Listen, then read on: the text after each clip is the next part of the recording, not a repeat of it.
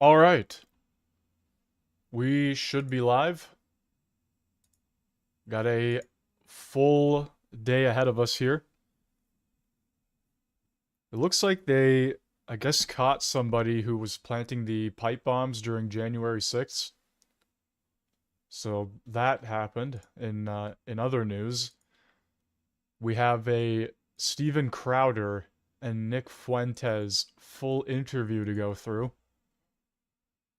And I guess we'll see if the channel remains up after we get through this interview.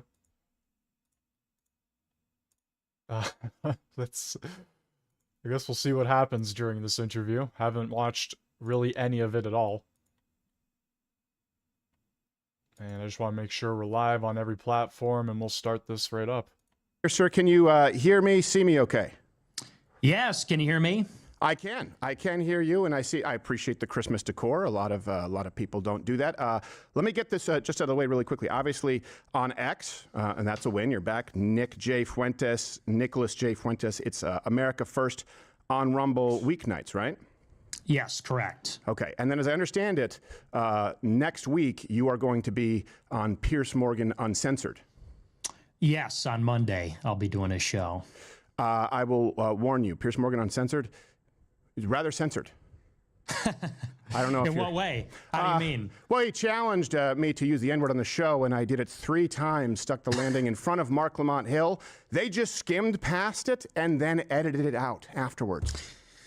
So no N-word, huh? All right, I'll have to keep that in mind. Right. I'll try not to use it. If he asks you, well, would you say it, or he challenges you, and you do, he pulls a magic trick where people don't hear it. I'll have to record it on my end. I'll just blast off. Maybe if I say it loud enough, they'll just play it anyway. Well, I actually did that one time, so we can give you some tips. I had a buzzer every time someone would interrupt, and he edited out the buzzer. Not him, his producers. But Nick, I appreciate you being here, man. You know, right now it's a weird time where people are trying to tell folks they can't actually have conversations, no matter how much you agree, disagree. So if it's, I'd like to kind of set what my expectations are, because I did hear that you said you hope this would be friendly. That's my goal too. The first thing I will say, we got into it with Jillian Michaels. I should say, this week, where she was demanding people disavow, and I'll get to that. I hate, above all else, it's like I feel compelled to defend, no matter who it is, when jokes or statements are mischaracterized, taken out of context. I've had that happen to me. I think it's happened to you quite a bit. I don't want to do that, all right? Hopefully, I think, neither one of us does that. And I also really hate seeing gang-ups. And that's why I killed the mics. If anyone here, I really didn't like seeing what happened with Candace and Tucker, especially after you appeared with Tucker, and it seemed pretty cordial. And then he took pot shots once you were gone. I promise you, I'm not going to do that. Is that fair? Yeah, no, I appreciate that. Okay.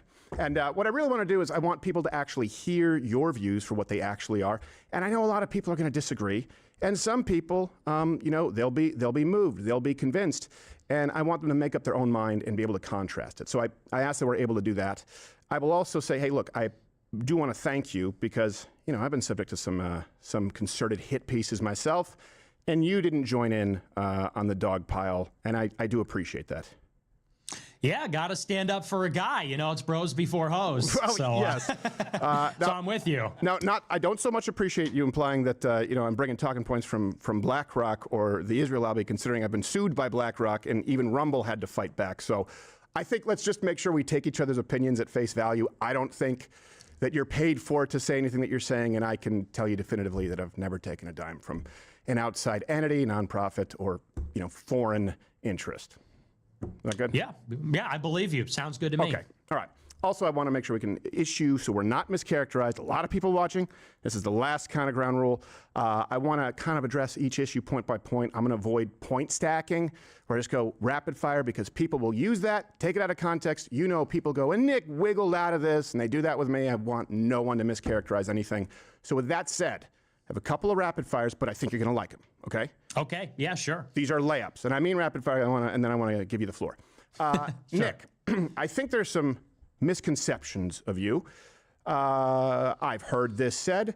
Can you clear the air? Nick Fuentes, do you hate all Jews, sir? No, I don't. Okay. Do you consider yourself an anti-Semite, a noted anti-Semite? No. Okay.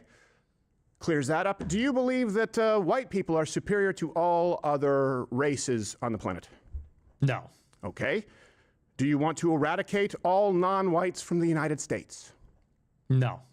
Okay. Well, Barry Weiss will be very happy to hear that. No doubt she's watching. And then because this happens a lot, right? It's Tucker did this with you. Fed.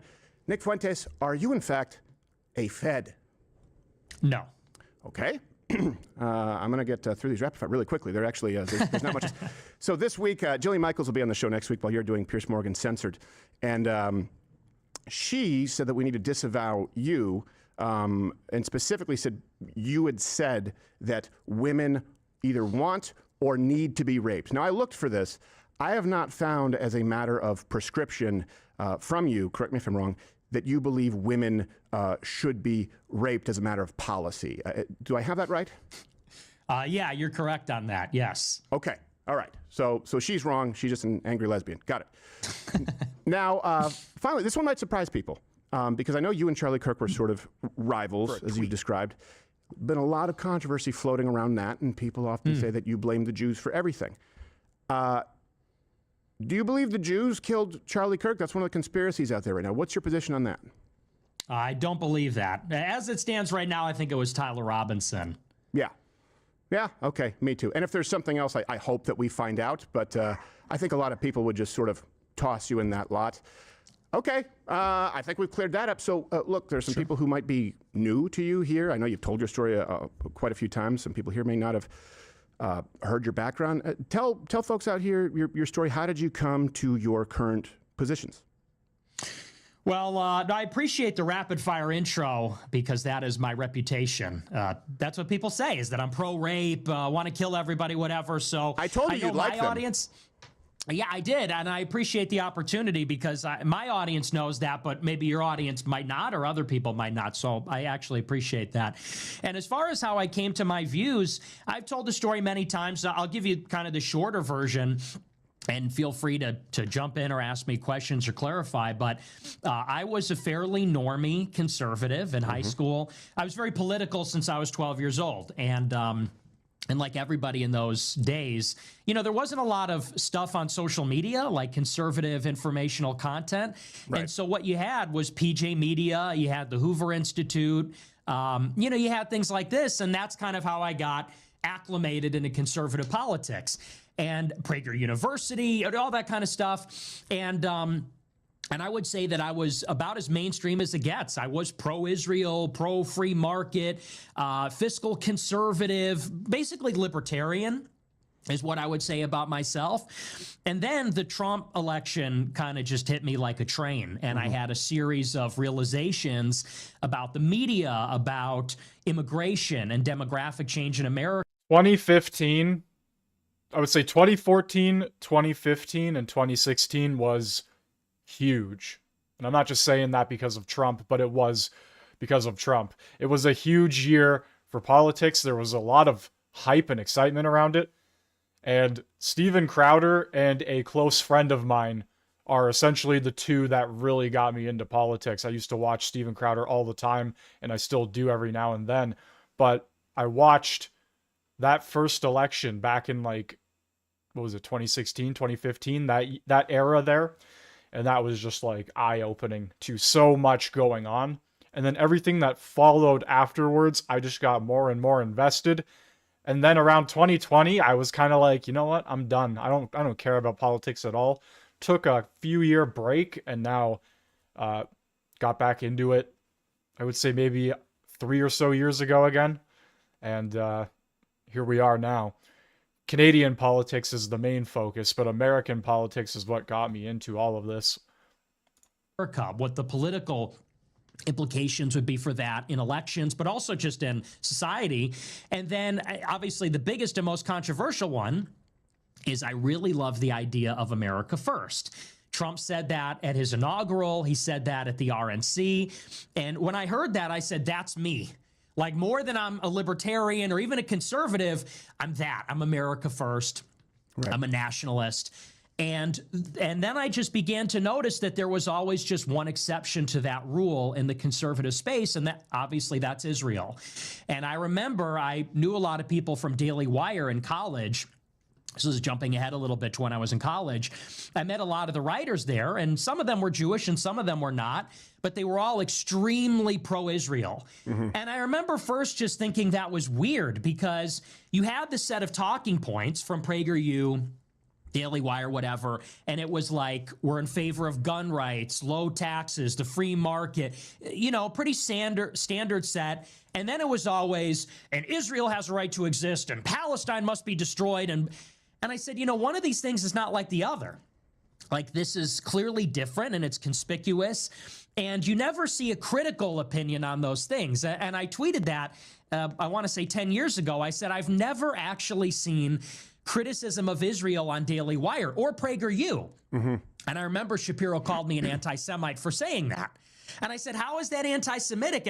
And what's more, I said, that reminds me of how if you criticize women or blacks or Muslims, they call you sexist, racist, Islamophobic. I said, so how's that different? Right. And for that, I got blacklisted, and they really made my life a living hell. Yeah. These people went to American Conservative Union. They got me banned from CPAC. Cabot Phillips, who was at Daily Wire now, back then he was Campus Reform. Dad is Tim Phillips at AFP. This guy was out to get me. He was, you know, pushing hit pieces.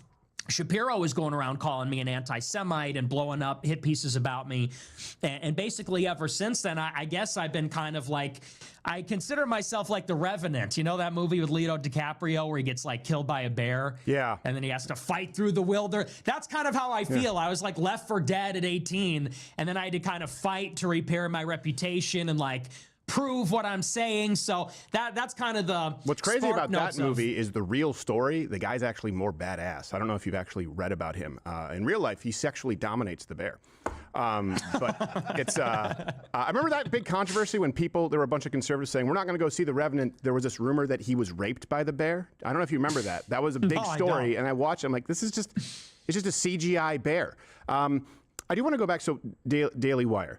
Sure. Because I don't know if you know this. We also mentioned PJ Media. That's where I was first doing stuff in 2009 after YouTube. And like you, I grew up in Canada, so we didn't have AM radio. We didn't have Fox News. I was at Fox News for about 4.5 years, and I'd never seen anyone who was there on air. They just threw me on a panel with Alan Combs and said, debate this guy. And then it just kind of went on for a while, and I reached the end of the road. But I don't know if you know this. I've had a little bit of a, I guess you could say, turbulent history with Daily Wire myself. Not for the same reasons, but I will say this. There have been some things that I haven't talked about publicly regarding Daily Wire.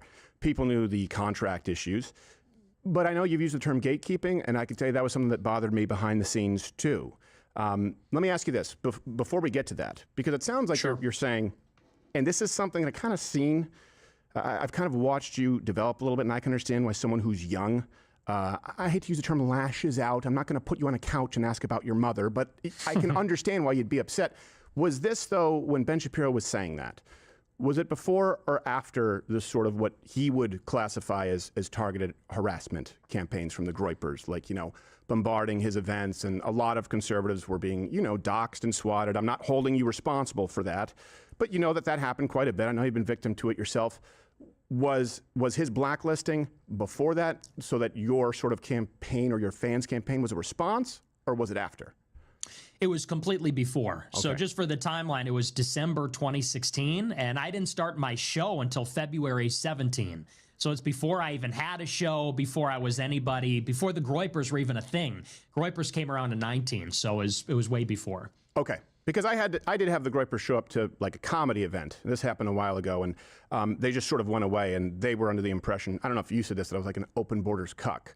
And it kind of fizzled out where I was like, well, no, I'm not. I think we should close the border, and I think we should deport people who are here not only illegally, but have stricter immigration, period. That's not a new view for me. So yeah, I could see though how people, if it was under false sort of pretense. With Daily Wire, here's what I experienced. Now, I don't know about your timeline. I know Cassie Dillon posted some receipts saying like this is not accurate, but I would imagine you were giving general timelines and people to sort of paint a picture, right? Mm-hmm, yeah. Yeah. With Daily Wire, what would happen is, being demonetized on YouTube, they created the new rule, borderline content, because they couldn't fully remove me. Sorry about that. It was a third rule specifically because I had a lawyer and planned for this. I would get into conversations with Google executives, people at YouTube, and especially as we got toward COVID and the vaccine, right, questioning that, or the lockdowns. I would have people very high up at Google, YouTube say, well, we don't have these kind of problems with Daily Wire. And I said, well, I'm not. And without getting into any private information, there were conversations that took place, and that was something that really rubbed me the wrong way. It was sort of, you'll kill us last, right? And they famously bragged about spending more money on Facebook and Google than anyone else. And then there was pressure being applied from YouTube to sort of step in line. So I can corroborate that was something I experienced behind the scenes, if that helps illuminate it at all.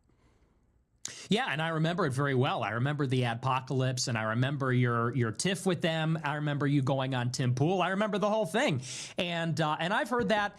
Even I'm not connected, I'm not tapped in at all. I was radioactive for so long, but even I had heard rumors that they had made deals with Google behind the scenes or Facebook, and it's well known they were like the number 2 advertiser on Facebook, like number 2 overall, right. not like among conservatives, period, for many years. And so, even notwithstanding the Israel stuff, nobody knows the fact that they were kind of the beneficiaries of a monopoly in the sense that like all their competition got banned. Anybody that was dissident, anybody that was controversial, basically was no platformed, not deplatformed, no platformed. Yeah. And I think you got caught up in that as well. I remember it pretty well. Well, their contracts require it. And by the way, I was never the one to release. Just to be clear, there are some people there who I'm friends with. Jeremy Boring was never. So the conservative party leader in BC, John Rustad, resigns as leader of BC Conservative Party. Just dropped. That just dropped. So, yeah, I mean, he lost to David Eby. And I think he's lost previous to that as well. I could be wrong, but I know he lost to David Eby in the recent election. So, I mean, I don't know. I don't follow BC provincial politics, but there you have it. He's gone now, so maybe they'll get a stronger leader. Maybe they'll get a better one. Anything is possible. For one of them. The contracts necessitated it, right? Where they would penalize their own creators. I believe it was 25% for the first YouTube suspension, 15% more, another 50. If you read the contract, 15% for Facebook suspension. And so my issue wasn't the money. My issue was like, well, first off, this would be 110% penalties for me because I'm literally suspended from all these places right now. But this is de facto doing the bidding of big tech. And that's the reason for it. I didn't like being put in that position, but yeah, so I can understand it. I can understand why a young guy would feel betrayed or feel hung out to dry. And I think that might explain it quite a bit, even if we disagree with your views. Like I told Ben Shapiro in 2016, 2017, I don't think we should be giving any money to Israel. Now, unlike you, I support them over Hamas morally, but I think we should stop funding all sides of the war in the Middle East. And hopefully you find that a reasonable position, whether you agree with it or not. I don't think that's extreme. And Ben didn't seem all too bothered by it. But I also invited him to be on the show, and he was going to, and he disappeared. But I just saw him on with Don Lemon and David Pakman. So I guess they're not so abhorrent. That's interesting. So he agreed to come on, but then he canceled? Yeah, it was just sort of informal, by text. And then I just haven't heard back from him. He's been on the show many times. So I'll give you credit, Nick. Candace, Tucker, Ben, Mark, everyone invited on. You're the only one with the balls to show up. I have to give you kudos for that. Yeah, no, and I appreciate, even though you didn't call me out, I saw the clip. Well, I was like, where's my I call knew you would out? show up. You're like the candy man. I say your name 3 times on the camera, you'll show up. No, but we did reach out. I said we didn't want to because we didn't want it to be a conflict. We had already communicated, or my producer had, and I didn't want to call you out as though you were ducking. Those other people have been ducking. Oh, yeah, totally fine. No, and I'm here, and I appreciate the opportunity to speak with you. And, I think we agree on, maybe this is going to sound like I'm kissing your ass a little bit, but I do always feel like you were less bad than all the other people in the conservative movement. That's high praise. Well, and I know that sounds lame, but I mean, you know, during the Groyper War, I know that Groyper showed up to your events, and I remember thinking, like, Crowder's he's not even really bad on many of the issues, like Daily Wire, even like Turning Point was 6 years ago. They got a lot better in the intervening, you know, maybe the past 3 years. Yeah. But no, but I always think you have balls. So I think you're one of the more creditable people in the Con Inc. kind of scene. Well, come on, don't put me in that scene. That's the thing. I'm not in that scene at all. I've been rejected by that scene, just maybe not quite like you, but quite a bit. I mean, I said the N-word on Pierce Morgan. That counts for something. I will say this though. Yeah, there was a. Did you encourage the Groypers to go, or was that their own thing? That's just to clear the air. You know, I don't know. It was so long ago. You were not one of our major campaigns. We were really focused on Turning Point. So you might have been on the calendar. We threw together a calendar and said, these are all the speaking events in the fall. But we were really focused on Charlie Kirk more than anybody. All right. Well, then could you give me a word that you're not going to send them to like stand-up events going forward? Well, I didn't send anybody to a stand-up thing. Well, it was like an event, but I was just basically I was dressed like Che Guevara, like it was a Halloween. It wasn't the same kind of thing as Ben Shapiro. It might have been Brett Kavanaugh with a beer helmet. Like, it's not the same kind of show. Sure. Yeah, no, I won't send anybody your way. Right. I promise. Because here's a funny story before we get into it. Because the Groypers back then, they kind of had like rankings. Do you remember that? Do you remember this? Okay. Yeah, oh yeah. So who could forget? Okay. So you do remember. So I'm glad we're able to talk about this because, and by the way, we'll post all the videos and links, like references, in the description. So if we have a clip or some people can see the whole context. I believe it was at SMU, and I knew they were coming because I was posted on this calendar, and so again, the same way I infiltrated ANFA, I knew every single one of them, and I knew they had rankings. I don't remember. Maybe it was like Private Admiral, something like that. But here's how I kind of also, it was a little bit of a mind trick, so you'll appreciate this. It was nothing super bad. I said, okay, everyone who agrees with me, you line up on this side of the auditorium. It was like 2,500 seats. Everyone who disagrees here, we're going to go 1 and 1. And I saw all the Groypers line up, and they were supposed to go in a sequence, like private to general. The last second before we go, we have to change something in the venue, and we swapped the lines so that the wrong guy went first.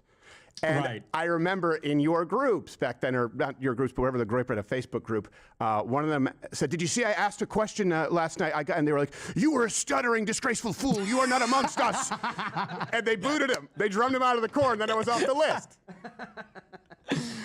So, I remember we had generals. We didn't have, maybe they did that on their own. We had generals, and it was sort of tongue in cheek. We were a little ironic about it. But no, but I remember the tricks you guys were pulling. That was pretty, that was pretty clever. I'll give you that. It was pretty clever. That was a good counteroffensive. You know, were tricking, and we were tricking, and the truth is, I just wanted to do some fun stuff. All right. So since we got through that, look, America first. I identify as a conservative, as a nationalist. I wear that since it became a pejorative. Like, I thought that was sort of a default thing for America. So you wouldn't hear me saying nationalist until people were like, nationalist means you're a supremacist. I'm like, well, okay, well then I'm a nationalist. Now I have to claim it because of course I want America to do best. Since you, I know, are very clearly America first, let me ask you, what do you love most about America? Well, I love that we're a superpower. I love that because I really do believe that, when you look at the history of Western civilization, I love the idea of an empire. I love the idea of the Roman Empire, the Spanish Empire, British Empire. And I love the idea that we just have this crazy productive capacity, huge population, huge resources. I like the power of America. That's something I've really been liking a lot lately. Okay. And of course, we don't want to take that for granted. Obviously, the power of America, like that switches in a nanosecond as far as history. Is there anything else that stands out to you aside from the power? I mean, if not, we can move on to the next. Yeah, I mean, I love political liberty. I like the Constitution. I like our culture. I like that we're like a pan-European empire. I like that, because when you compare us to Europe, you look at Europe and it's sort of petty and small, and they're squabbling and they're fighting, between these like little towns and villages. And I like that there's just like this sense of nationhood in America between European Christian people and other people too, of course. But for the most of our history, it was mostly the Europeans. But, I mean, there's a lot of things I like about America. Yeah, that's where I would already disagree with you because I was raised in Quebec, which is much more European. And I think Europe kind of sucks. I'm not a big... Why? Well, because there's far less freedom.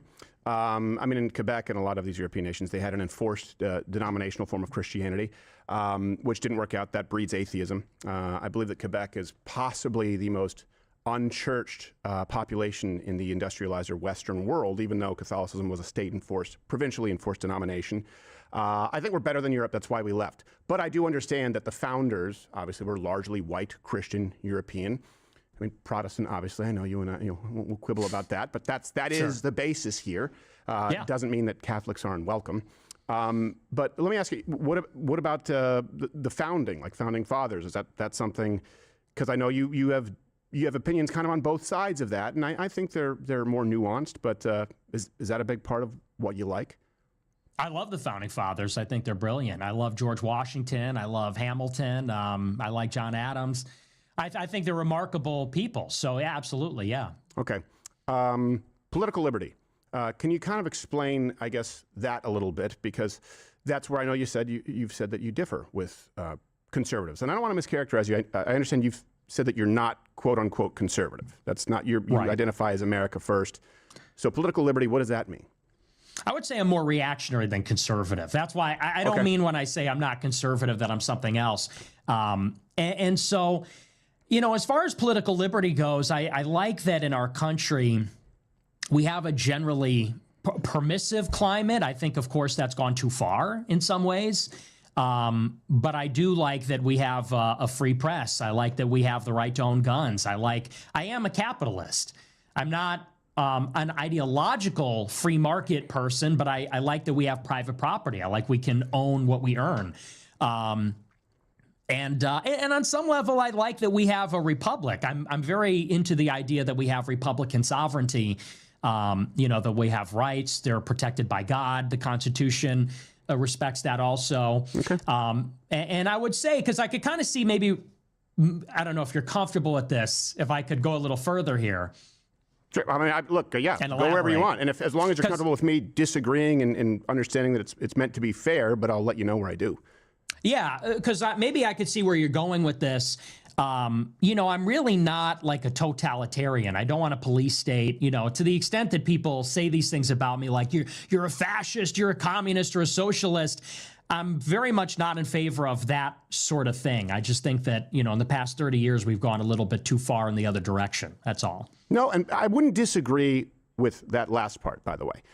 For example, I think it's very reasonable to say, you know what, maybe OnlyFans isn't a good thing. When you have libertarians going, oh yeah, if they ask for identification to prove you're of age to get pornography, the next thing you know, they're going to take your guns away. I'm like, I think that being 18 to get hardcore pornography kind of makes sense. So if addressing the hardcore libertarian sort of ideology, I would agree.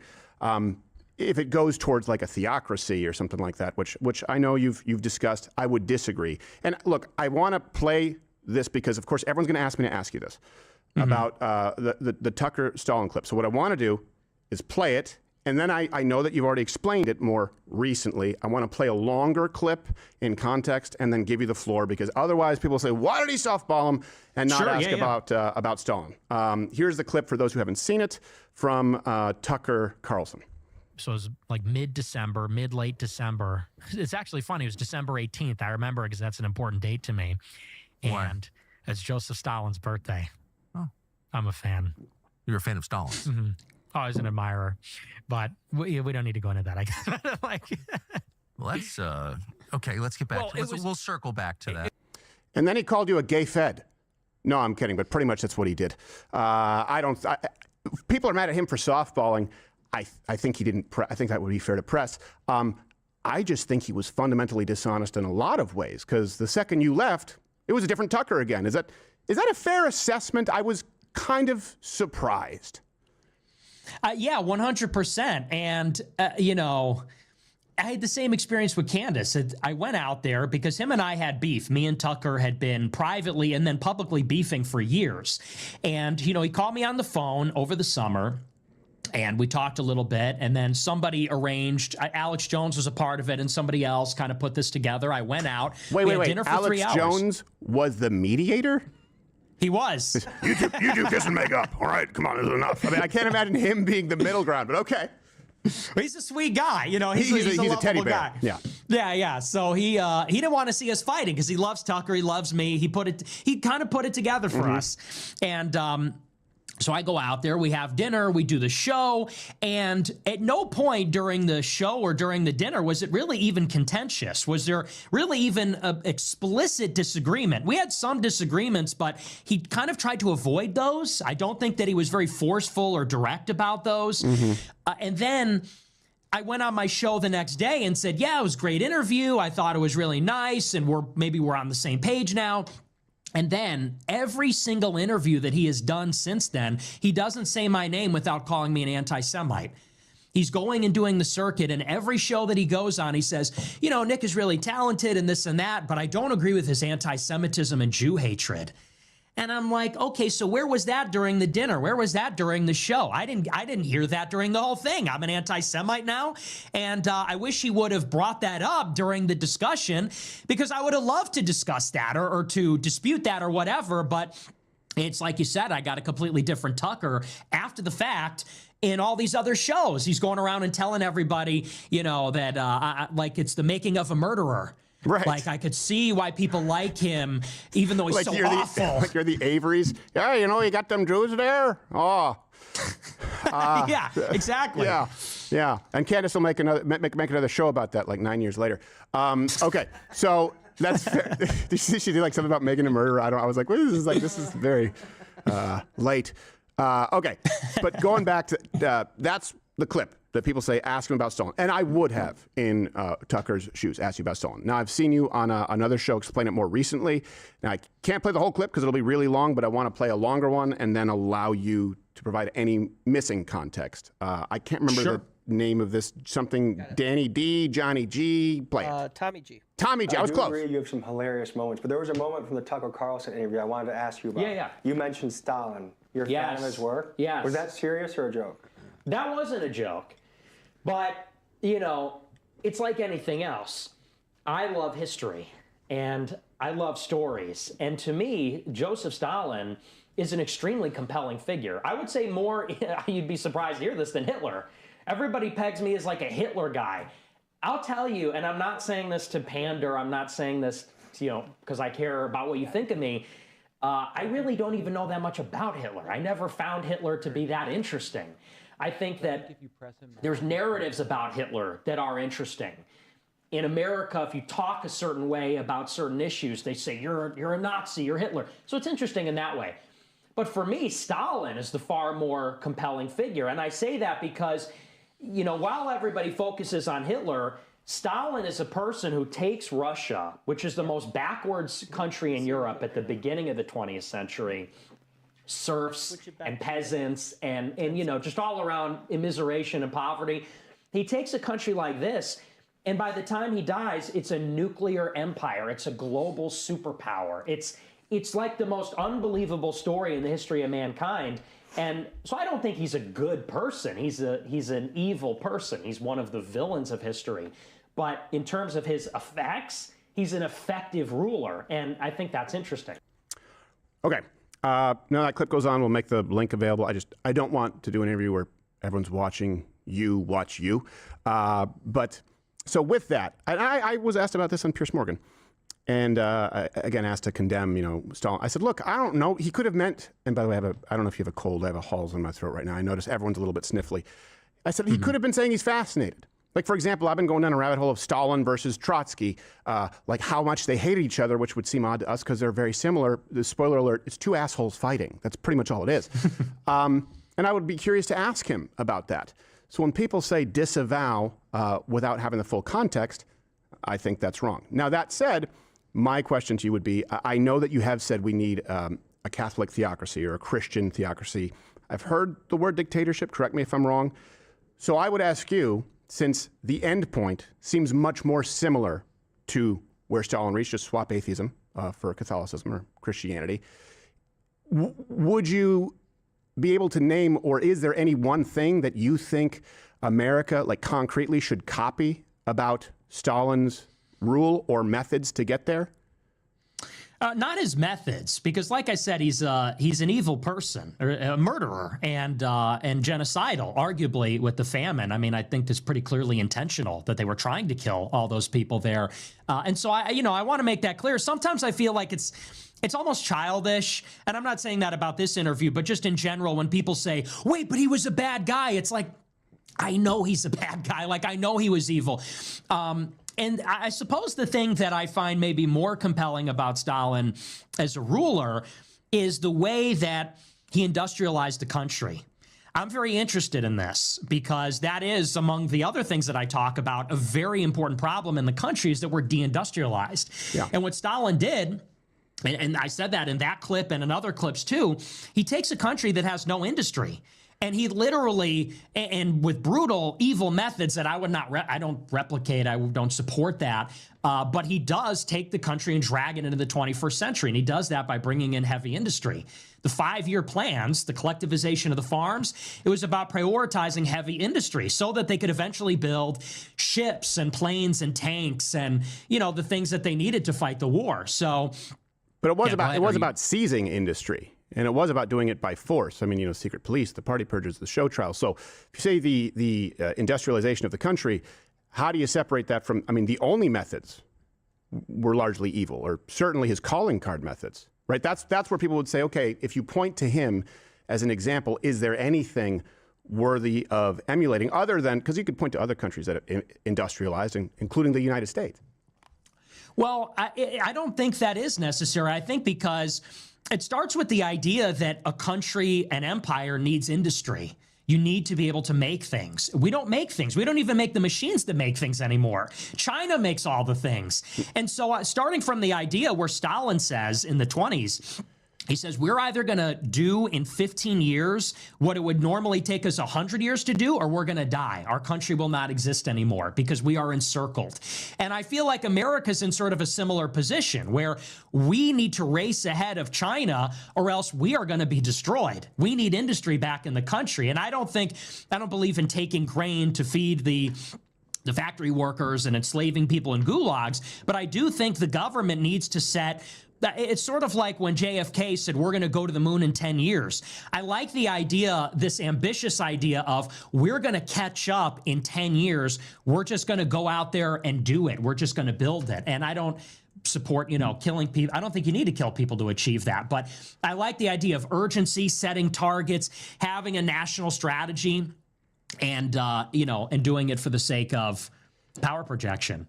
Well, and I agree, by the way, industrialization, right, is good. We went through that in America quite a bit before Russia. The reason they had to play catch up is because it was an awful place and they had to do it by force. So my question is, am I mischaracterizing, and everything that I ask is genuine here because I'm trying to see where we disagree. Because I think Stalin is a fascinating historical character. You're talking to a guy, we did the great Diktoff, where we did brackets for 3 days of Hitler, Stalin, Pol Pot, Mao. Funniest one was Papadoc in Haiti because he sucked. Pinochet, who wasn't all wrong. And we were very clear about this. And I think Mao ended up winning. Might have been Pol Pot, though the number wasn't as high, but he was just really dumb and really brutal, which is a bad combination. How could you get, if we're talking about now, to Stalin's industrial results without Stalin's methods? If you want to get to a Catholic, first off, have you said Catholic theocracy? Am I misquoting? I might have said it, but I don't believe in a Catholic theocracy. I think that the government should be Christian, but not a theocracy. Okay. Not a dictatorship either? We might need a very powerful executive for a short amount of time. I think that's maybe unavoidable. Okay. But not an ideological totalitarian state, no. So how do you get to that in the industrialization that you talk about with Stalin? How do you get it? How do you get there? I think that you need tariffs. I think you need subsidies. I think you need a massive public works program, something like the New Deal. And I know you're probably not a fan of that because I know you're a huge free market guy, but I think that one of the things the free market doesn't do well is it doesn't allocate resources efficiently on like a long-term timeline. In a long-term timeline, America needs to have a ton of industry to be able to support its Navy, to be able to protect supply chains and trade routes. And the free market has not been able to accomplish that. So I think that the government needs to intervene in this case and basically say, like, we're not going to import these manufactured goods from China. We have to make them ourselves. We need to subsidize them.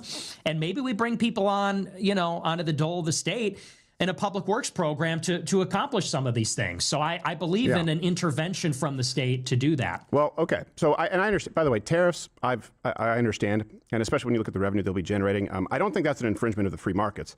I think it's a correction of an unfair market, of a market where we've been fleeced. So I think we agree on that. Subsidies are massive public works. I mean, we have a debt. Is it 39 trillion? I haven't looked at the clock recently.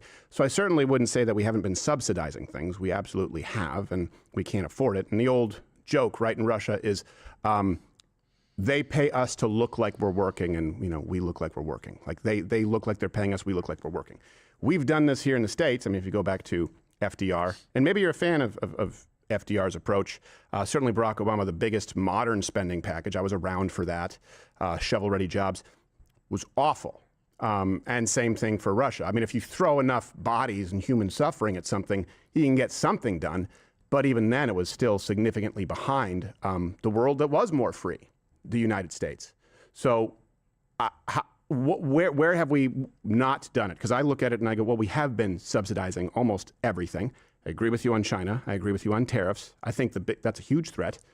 What would that look like? Well, I don't think we've been subsidizing industry. I'm not saying just like subsidies across the board. I mean, we need to actually subsidize and prioritize the industries that we need in the country. So like, for example, the CHIPS Act, I think that was a great thing. I don't think it was enough, and I don't think it was comprehensive, but I want more things like that. Like, there's no reason why they're doing it in Arizona. They're bringing TSMC over to Arizona. They're building a chip fabrication facility. We need that. And I think the government should give tax breaks or just straight up give subsidies to the companies that are going to do that. And I think that we need aggressive trade negotiations. I guess maybe where we differ ideologically is that I want a very smart government. I liked what Doge did. I like the idea of bringing people from the private sector into the government. And even Trump said that in 2016 to work on trade deals, to work on, for example, China steals all our intellectual property. They steal all of the developments that we have. We need people that know about technology almost in a technocratic way, like true experts guiding our trade policy, guiding in some ways our economic policy, setting a benchmark that it's like, we need like 10% of the economy or 15 or 20% of the economy to be productive in 5 or 10 years. We need to be making ports, ships, or we need to have countries in our orbit that can do it for us, like South Korea or Japan. But we just need people that are in charge that are, kind of aware of this problem. So I guess that's maybe the difference. No, I don't think that's the difference. I can outline maybe the difference based on what you just said. I don't have a problem with tariffs. Sure. I know what you're talking about with the CHIPS Act. I agree. And I think a big problem is, absolutely, Chinese stealing intellectual property. That's why I think they're a huge threat. What I see, I mean, then you could point, though, to like American auto manufacturing, which has been abysmal. I mean, industries that have been heavily subsidized. I mean, if you look at insurance industries, pharmaceutical companies, if you look at energy companies, I mean, you remember also about Solyndra, green energy companies. Totally. Every company that's been heavily subsidized and regulated tends to be less efficient and it tends to be more expensive. But we do need to protect certainly things that are, I would say that chips are a matter of national security. But my thing there is, you say you like Doge. Well, I don't know why you think I would differ. That was largely, axing things. You've just mentioned stuff that really for the first time has been done under this administration. And where we differ is I go, is it perfect? No. Is it a step in the right direction compared to Biden, compared to Barack Obama? Yeah. And then I know that you've also talked about having to burn it all down. So where I differ is, you've said you're reactionary, or I've heard you use the term maybe accelerationist. Well, accelerate toward what? Because if that's what you want, and I agree with you, we're getting more of that than ever before. So how would you get there, and why would you burn down the progress that's being made? Well, I'm not an accelerationist. I think that I think that's sort of misguided because if we're, and I agree with you, accelerating towards what? That's the operative question. So that's why I'm not an accelerationist. I think that to make things worse is only basically to vote in favor of chaos and death and potentially civil war, low-level political violence. And I think you're rolling the dice with that. So I'm with you on that. As far as the Trump administration is concerned, okay, I supported. Can I pause you? Yeah, go ahead. Sure. And I don't want to interrupt, but like I said, I want to address kind of the points individually. No, totally. Yeah. Feel free. Okay. And hopefully you think this is fair, because I really do want to be, and I know that I disagree with you on some fundamentals here, but you did say that Kamala Harris would be a better choice. And you did take billboards out against Donald Trump and told people not to vote in certain elections.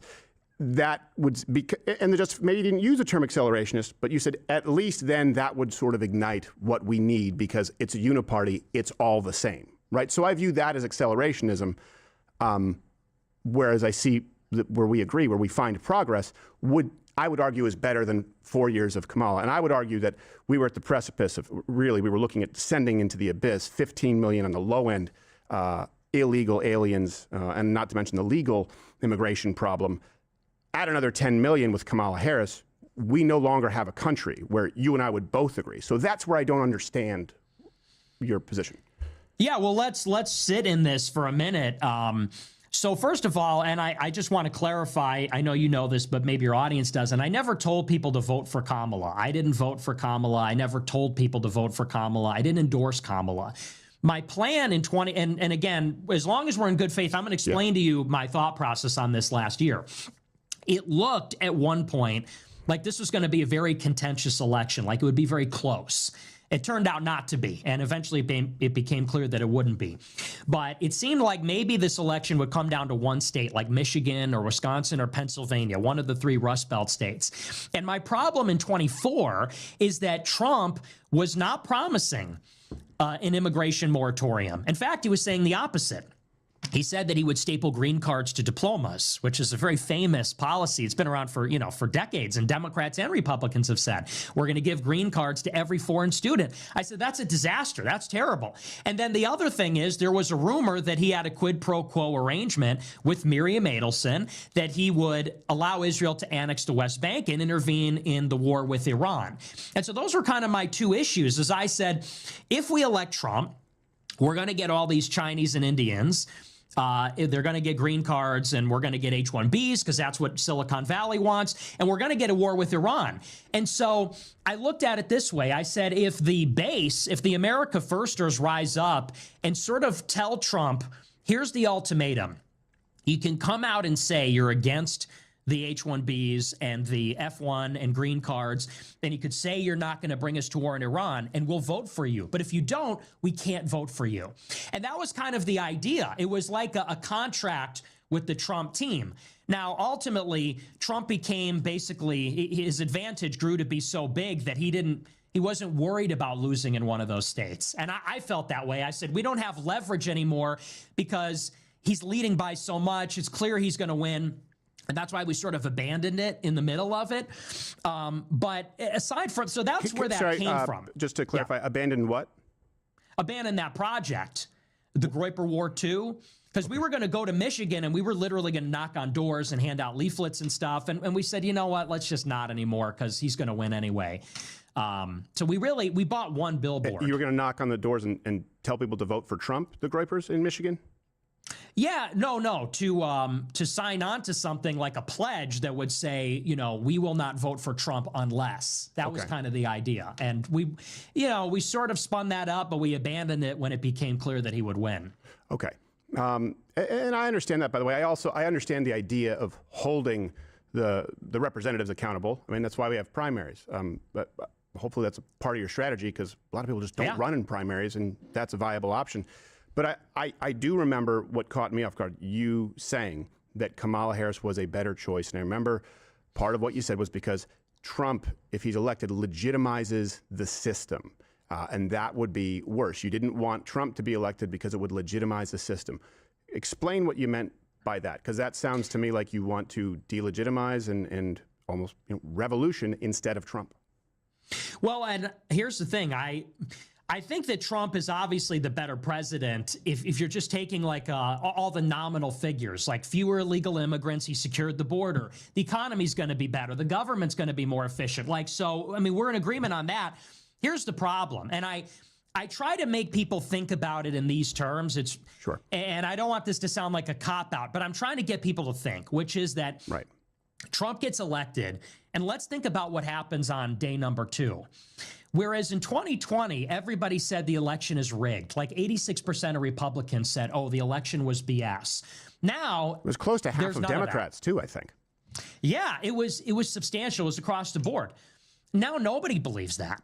And whereas at one time people believed like, oh, like the system really needs to be overthrown. Like we really need radical change. Now they're saying, oh, Trump won. Oh, I feel relieved. Now we're okay. And look at the things that Trump has done. And we're going to get in. I can tell we're going to get into some of these things. The Epstein files, bombing Iran. And I'm not gish-galloping. I'm just giving a little list of things I don't like. The H-1B visas, the 600,000 Chinese students. Yeah. All these things happen. And because they're happening under Trump, he is legitimizing them. And he's legitimizing the moneyed interests that are responsible for them. And I do think that deflates a lot of the fervor for change that existed before. And I just think sometimes, you know, is that necessarily better in the long term? I don't disagree that Trump is, you know, there's a very big pragmatic benefit, but in the long term, I worry about that. Yeah, I definitely think it's better in the long term. And I agree with you completely on 600,000 Chinese students. I don't know if you saw, we did an entire hour on that. H-1Bs. I was throttled as a result from, well, I can't say Elon Musk directly, but I believe I perhaps called him a retard, whatever it was. I insulted him quite publicly. And, you know, for my troubles, made $27 in the course of a month on X. Ashley Sinclair made like 26 grand in 2 weeks. Who knew, right? That's kind of odd. Yeah, I agree with you on H-1Bs. I will tell you, worse than 600,000 Chinese students would be another 15 to 20 million illegals and changing the census rule, which is what we were looking at, where that redistricts the entire map. And there's no chance to any type of conservative, Republican, nationalist, populist being elected again. And I do think that there was a lot of progress made. I would go, I mean, a lot of wins, not only the border. 99% is not marginal to me as far as a reduction. I think that's pretty significant. But I'd like to go to, I understand where you're coming from. I understand that perspective, but I also don't understand what the threshold is as far as, okay, burn it all down, or we want to delegitimize the system. Because I know we lived through that, like you just said. Republicans thought it was an illegitimate election. I did as well. Not a whole bunch of folks at the Daily Wire back then, so I think we were on the same page. And I also, obviously, when we had the lockdowns, all of that, we then lived through 4 years of Biden, right? So it was already seen as not legitimate. We saw the results. I think the results of not electing another Biden is better. But I would like to roll a clip, because I think it's in this vein, and might help set it up. It was where you discussed, Epstein, too. That's one thing. Of course, I absolutely agree. I don't know if you know, I recreated the Epstein cell down to the millimeter and tried to hang myself with a force meter. I saw that, yeah. It's possible, not likely. So I thought it was a huge mistake. I think Pam Bondi's an idiot. And I mean actually like an idiot, like she potentially could be a mongoloid, using the term hate speech. She's a moron, and I've always said that, using the term, and that rollout was terrible. That doesn't undo the things that a lot of people who elected not just Trump, but the cultural wins that they want. I think there's a lot of good there, and I don't think burning it down is the best approach. But here you mentioned a new potential coalition, and I think sort of lay out a prescription as to how to go forward, and I'd like to ask you about it. And again, we'll make the link to the full show available so that no one mischaracterizes anything. Ro Khanna and Thomas Massie working together against the interests to compel the files. What do you think that has? A 90% approval rating? If you had progressive Democrats and nationalist Republicans working together, let's say to compel the release of the Epstein files, what kind of approval rating do you think that has? 90%? And what if they got together and they opposed foreign aid to Israel? What approval rating do you think that would have? 90%? Do you think that that Republicans or independents running under that brand, do you think that that would become more popular or less popular over time? 4 becomes 8, 8 becomes 16. it snowballs. And we need to propel someone into the White House that is just a populist. If the right can come down on health care and on a social safety net and maybe on some subsidies for education, and if the left can come down on the anti-white open border stuff and they can agree that we have a country, that party will win 90% of the vote and rule for a century. That's the compromise. That's the populist compromise.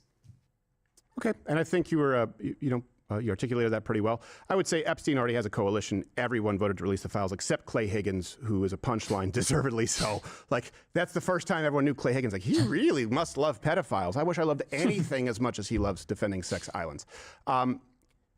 I would like to hear your prescription for how that works, because I would say this. If the only compromise was the left on immigration, and if I believe that there was any semblance of a reality in which they compromise on immigration, and compromising on free markets to varying degree, okay.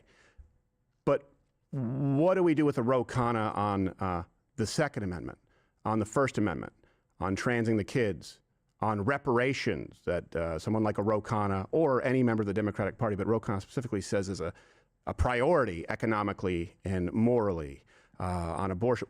What do you do with all of the other compromises that aren't listed? How does that coalition work, and bring me through the end point? Well, and I'm not a huge fan of either of them, actually. You could also say Thomas Massie on H-1Bs. You could say Thomas Massie on immigration also. You could say him on Israel also, as far as his biggest donor. It's not AIPAC, but a lot of influence. Certainly. Certainly. But what I'm referring to is maybe more something like Trump 2016, who is basically a populist. And you look at Trump in 2016, and to me, that's kind of the prescription, where it's like in 2016, he comes out and he says, we're going to get the money out of politics. He says, I'm not going to take donor money. I'm not going to take super PAC money. I don't listen to special interests. He says, law and order, close the border. As far as health care, he didn't even give a plan. He said, we'll just take care of everybody. He said, we'll get rid of the lines around the states and we'll just take care of everybody. Who even knows what that means? And he says, we're going to put America first in foreign policy. Now, I think that here's the thing. I'm under no illusions. We're not going to win 80% of the left or 40% or even 30%. But I'm thinking that if we can win, because I think there are a lot of people on the far left or even some of the abundance liberals, they're getting tired of a lot of the far left too. There's a lot of these liberals in the center that are saying, how are you going to have public transportation when you have people getting stabbed in the neck and there's no police? Like, we can't defund the police and even have these cities that we want to have. I think there's a lot of people on the far left, too, that are saying, you know, maybe the woke has gone too far. I'm sorry, was that a quote? Did Ro Khanna say that, or was that just a general sentiment? No, I'm not talking specifically about Ro Khanna. That's just an example. Because when I hear it, I almost thought you said I was like, oh yeah, that sounds like something a liberal would say, like stab the cop in the neck. No, when people are being stabbed in the neck by, like, black people, for example. That's also something I could hear a leftist supporting. But yes, okay, go on. I just didn't know if it was specific. Okay, yeah. Well, and here's the thing. I mean, fundamentally, it comes down to the fact that, let's just talk about it in general. So that's my prescription. It's like populist Trump, and let's just get a small percentage of the left liberals, you know, who I think have come a long way in the past 5 years since COVID. But I would say that in general, I think maybe where we disagree is I look at this Republican team. What has it actually done for us? Because you seem to be defending like, well, we're supposed to vote Republican and we're supposed to say, well, this is better than the alternative. No. And he's making these wins. Well, hang on. And I look at it and say, it's been 10 years of Trumpism. And, you know, I know Biden brought them in, but we're 10 million illegals up since Biden, and there's no mass deportations. I look at the wars. We're getting into more wars, not fewer. He wanted to keep us in Afghanistan and Bagram. He's building bases in Syria. We're getting into Venezuela. You know, I look at what we have not done in 10 years, and I say, you know, this is a prescription where it hasn't been working. And so I'm very against this line where you say, well, we're going to vote Republican and we're going to, what exactly? I mean, what's your prescription? If Trump is failing us miserably, what are we supposed to do here? Yeah. Well, here's the thing is I don't agree that our representatives are all failing us miserably. I think they failed in quite a few ways. If you're talking about like the Johnsons of the world and the Rhinos, absolutely. But the things that you just listed, and I would, again, ask you for your prescription because I give mine Monday through Friday, every day, 11 a.m. Eastern. I've done one on voting, what we need to do. I've done one on immigration, done one on big tech and Section 230. I'm very curious as to your prescriptions so that people can contrast them. You mentioned law and order. I don't know of any president who sent the National Guard in as aggressively when we're talking about D.C. and Chicago. That way you talk about law and order, you're talking about... in Chicago? Well, I'm saying any effort being made. I know what we've lived through as far as what Ro Khanna would support, Black Lives Matter, the Police and Justice Act. Again, BLM I don't think... happened under Trump in 2020. So let me ask you, what's your prescription? Why hopscotch all the people who I think watching right now would agree with you if they think that you're on board with them on LGBTQ, on immigration, on Second Amendment rights, on First Amendment rights?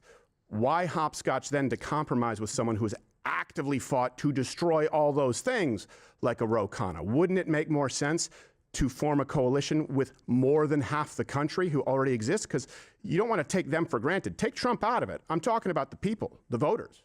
What's your prescription?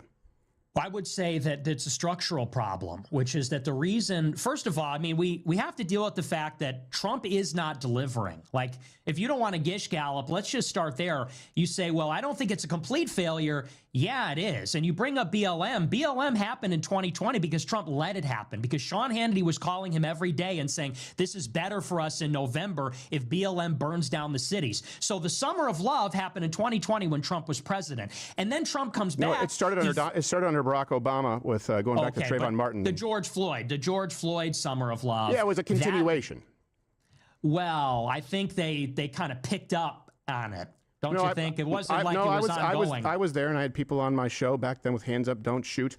And I remember the assassination of the Dallas PD. Donald Trump was elected, specifically his first term, because of how disruptive Black Lives Matter was and law and order. And I would say there was significantly more than under Barack Obama. But if you say they're the same, that's just where we disagree. Well, wait, what are we debating about? I mean, in the George Floyd summer of love, maybe I'm wrong about the calendar. It was in 2020 when Trump was president, and it was the worst, arguably the worst BLM violence, I think, in the 21st century. I think that was worse, actually, than Mike Brown or Trayvon Martin. And Trump was president, and he didn't intervene because he was told it'd be better for him. And now in 2025, there's no National Guard. He chickened out on that. He chickens out on all that stuff. He was going to send him to Chicago, going to send him to every major city. Never happened. Even here.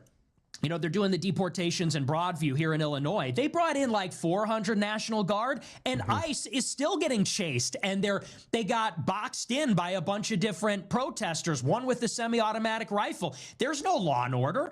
Irina Zarutska died under Trump. The crime in New York under Trump. The crime in Chicago under Trump. It's a failure. And we're 10 years in. And so you say, what is it going to take? Because we elected him once, twice. Can I ask you something, though, just because this is the point I'd like to address when you say Irina Zarutska, and obviously we've covered that, and I think we're in agreement when you look at the judge and you look at the man who was released, I believe, 14 times, right, under the guise of equity, Black Lives Matter, precisely the kinds of policies that only exist because they have been supported by the radical left who run the entire Democrat Party, right? So, yeah, some of that happened under Trump's watch, and I agree. He's definitely far from perfect, and I think he's failed in a lot of ways. But who has been orchestrating? You talk about these constructionists, right? They want that, and people like Ro Khanna, people who you talk about in your coalition, it's their raison d'etre. So why hopscotch the voters who would not vote for that coalition precisely for the reasons we're discussing? Because they're against all of it, because Trump hasn't done enough to fight. I mean, COVID happened under Trump too. Huge mistakes. Fauci, awful. But I certainly think that 20 million illegal aliens in 4 years is worse than a reduction of 90-something%. I certainly think that the people who orchestrated Black Lives Matter and the people who ran those cities and the people who have blocked ICE from doing anything is worse than the guy sending in ICE with any effort at all. But let's talk about even that. Why do we get all these people from Venezuela? Because Trump hired John Bolton to destroy Venezuela's economy, and then on his last day in office gave Venezuela temporary protected status. That was one of his last acts as president, and that means they can't be deported. And then you got 6 million Venezuelans in an exodus, and how many of them ended up here? And by the way, Trump ran in 2016 saying, we're going to build the wall, and we're going to solve immigration. It didn't happen. There's no wall. He didn't solve it. What he did was executive orders, which Biden immediately overturned when he took power and then brought in 10 million. Okay, so Trump gets elected again. What does Trump do? You're right, he did secure the border. That's true. but we're 10 million deep. That's a little too late. He promised mass deportations. We've had maybe 300,000 deportations this year. Is that going to go up during the midterm elections? Is that going to go up when everybody's running in the primary in 27? I don't see it happening. And either way, it hasn't happened. So this is my frustration where I'm like, I was with you in the first term. As in the first term, when I was in college, I was like, yeah, like vote for Trump, never coming down. If he falls short, we'll go on Twitter and tell him to try better. But 16, 18, 20, 22, 24, you know, Republicans have called for our vote all these times and things are not getting better like at all. And that's sort of the frustration where I start to say, let's turn the table around. And I'm not hopscotching over the voters. I want all the right-wing voters. What I want to hopscotch is the donors. I want to hopscotch the party, which is the RNC, which is, little tech, Silicon Valley, which is the Israel lobby, which is Wall Street, because they're driving the stuff. Like the reason that Trump is not really what he delivers, or what he promises is because, if you were to deport all these illegal aliens, it's going to be bad for big agriculture, Wall Street, inflation might tick up. And so Marjorie Taylor Greene's construction company. That's right. Yeah, 100%. And that's why I want to bypass. Okay, so bypass. So, and nobody is saying that President Trump is perfect. And I'm not a micro-political guy, a cultural guy largely. And I think there's been a major shift culturally. I mean, half of all gay characters are going to be going away, and GLAAD is lamenting that. I don't know how much more happy I can get. I think that the replatforming is a big thing, right? I mean, as someone who's been also debanked, demonetized through PayPal, Shopify, all that, very similar to you. The fact that you're able to sit here now and have this conversation, I mean, it took a lot of work from coalition people like me, turning down a $50 million contract and migrating the world's biggest conservative, right-leaning nationalist YouTube channel over to Rumble so that you're able to do that. That's a win, right? And you could look at that like a light switch, deplatformed, including the president himself, replatformed. To me, that's probably the biggest thing. The fact that you are able to sit here and talk when you weren't. But I got replatformed under Biden. I got my Twitter account back in May 24. Musk bought Twitter in 2022. Right. And Rumble really started to grow after Trump got banned in 21. That's when all the little tech money jumped in because they said, we're going to do True Social, Trump Media Group, Rumble, these things. So, now that Trump is back in office, there's might be more censorship. Like you have people But Elon Musk put you back specifically. He bought that to balance the powers that be. I mean, there was a point in time. But I'm just saying Trump. But that's the reason for it, right? There's no world in which you're replatformed unless Donald Trump is running again and someone like Elon Musk sees an already existing populist movement. That is important. And right now, this will actually be clips on YouTube. That could never have happened. I mean, I was literally deplatformed for having Carrie Lake on in a midterm. That's why we couldn't stream the elections. So it's actually funny, when I was about to go live, I was debating if I should even show this because I didn't know if Crowder was going to take down his stream due to who he's having on. Fuentes is demonized everywhere. We have question period right now just started. It's statements by members, so roughly 15 minutes and then it should begin. I'm going to go grab some water. I will be right back. We will be switching gears very, very soon.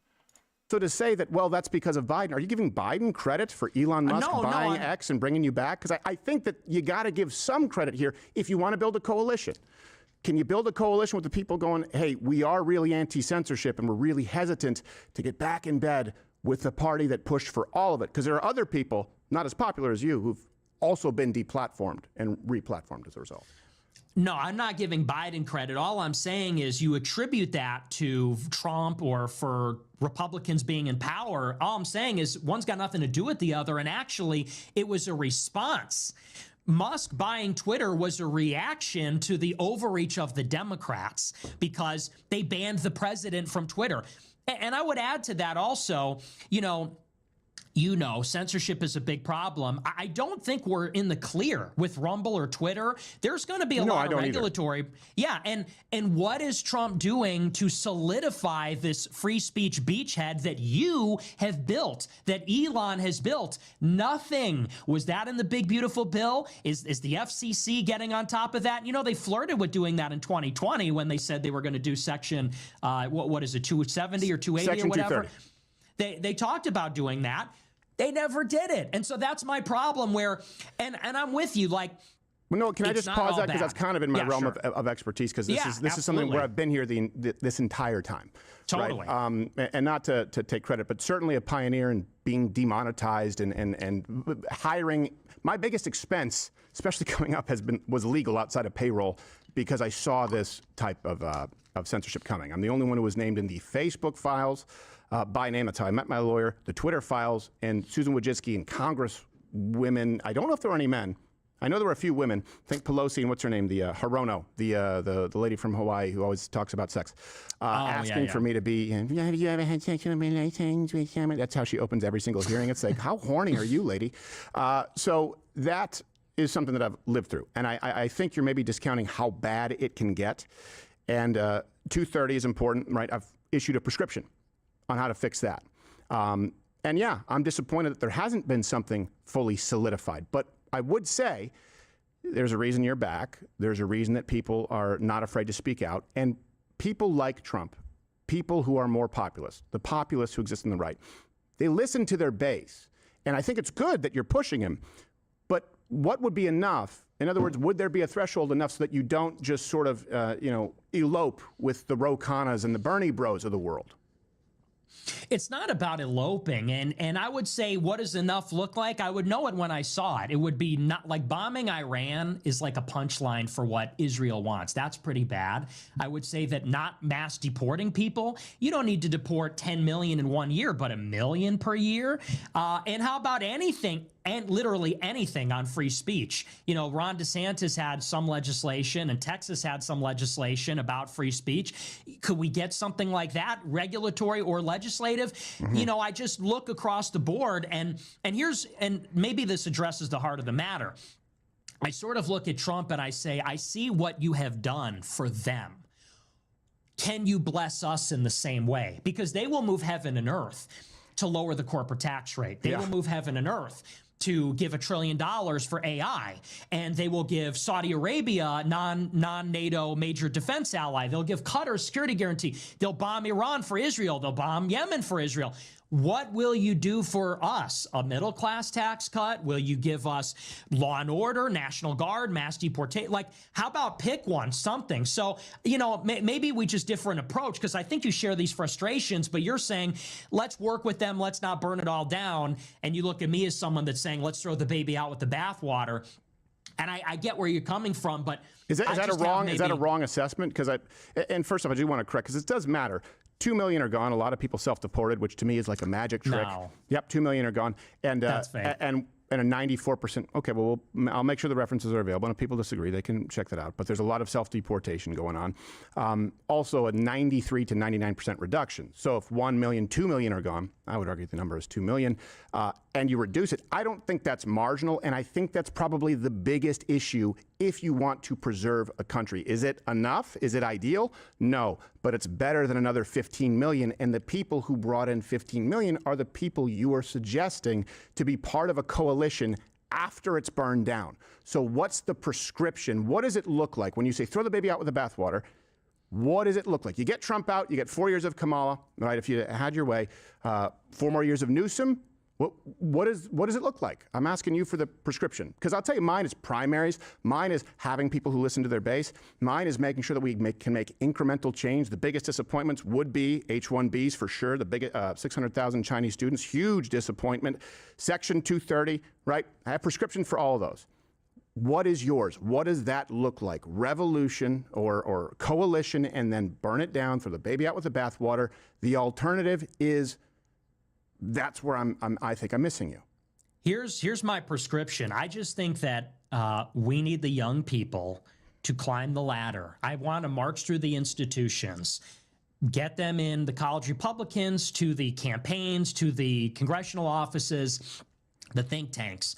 I think that we need to engage in primaries. In 2026, I'm going to be very active, and we're going to tell everybody who's America first and who isn't, and who to vote for. And I think the people that are not America first, I think they should lose their elections. In 2028... So do I. Yeah, okay. So then, you know, we agree on that. In 28, I think we should back a presidential candidate who is going to basically emulate what Trump did in 2016, which is anti-corruption, America first, close the borders. And if that person can make inroads with the left, I think that's an interesting idea, because maybe maybe the area of disagreement is there are a lot of people in our right-wing coalition who are kind of part of the problem. I would say there are, like, for example, when Trump bombed Iran, you had like 70% of Republicans supporting that.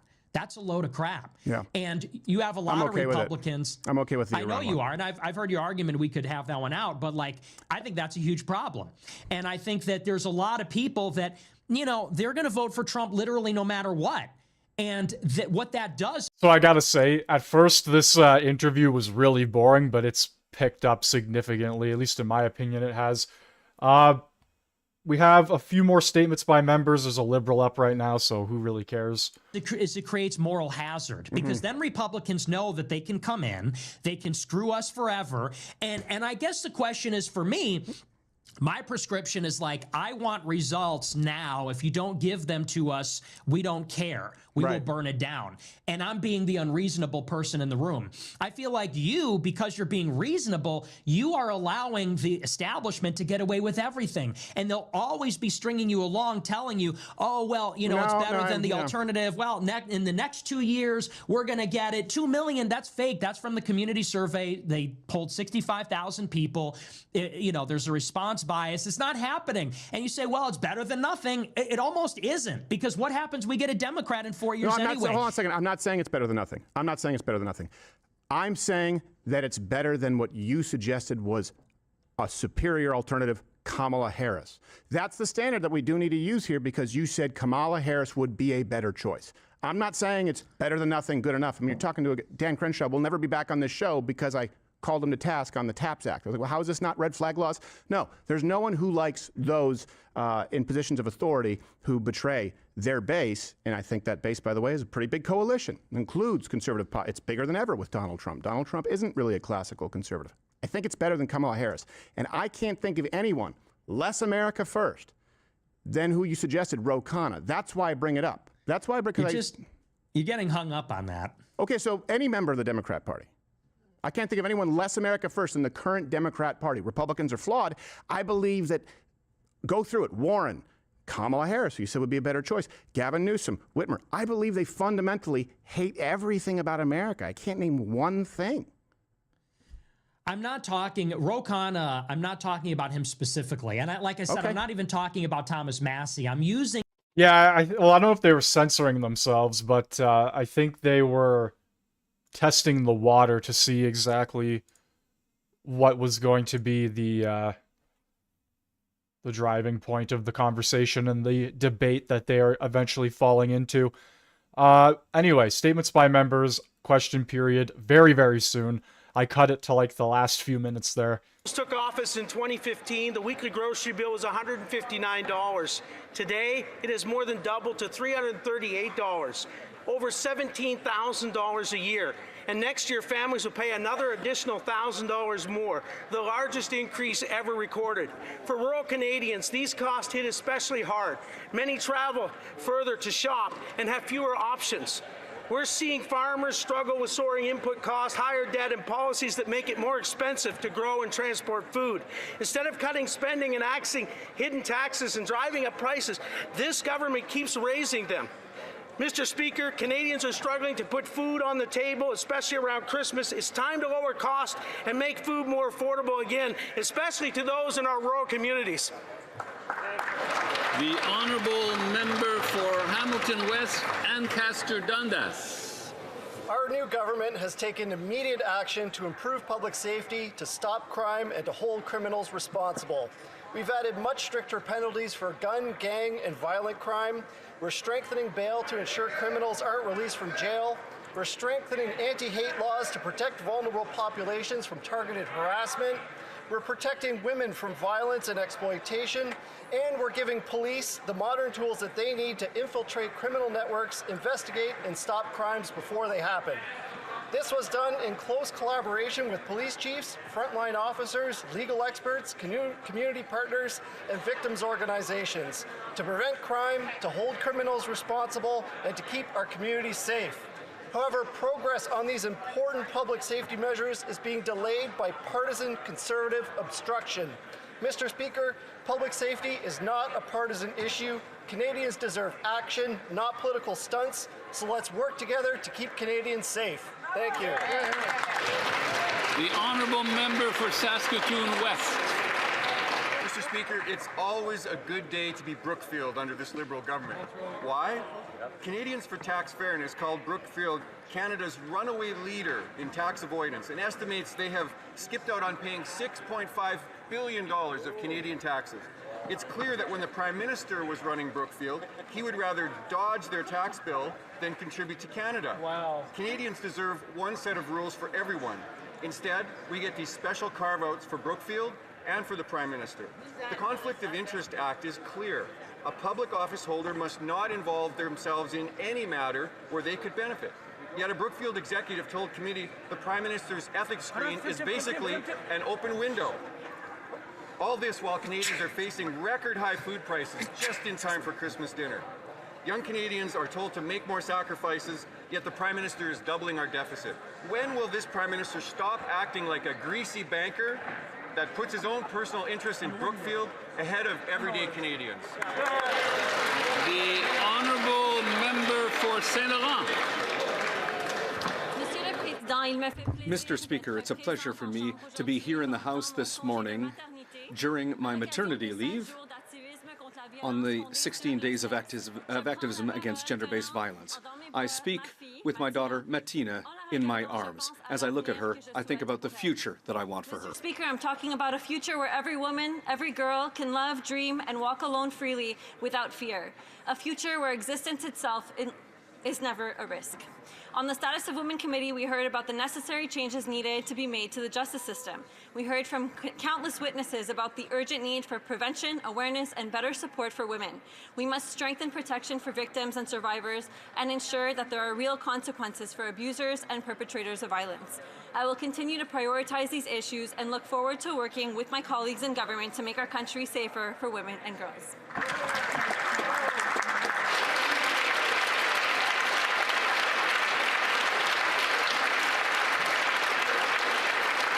The honourable member for Oshawa. Mr. Speaker, after 10 years of this Liberal government, Canadians' grocery bills look less like a Christmas list and more like Clark Griswold's electricity bill. The Prime Minister told Canadians that he should be judged by the cost at the grocery store. Well, 8 months later, and we're feeling even more uncertainty and higher grocery bills.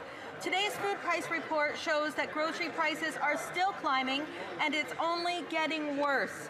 When the Liberals took office in 2015, the average weekly grocery bill for a family was $159.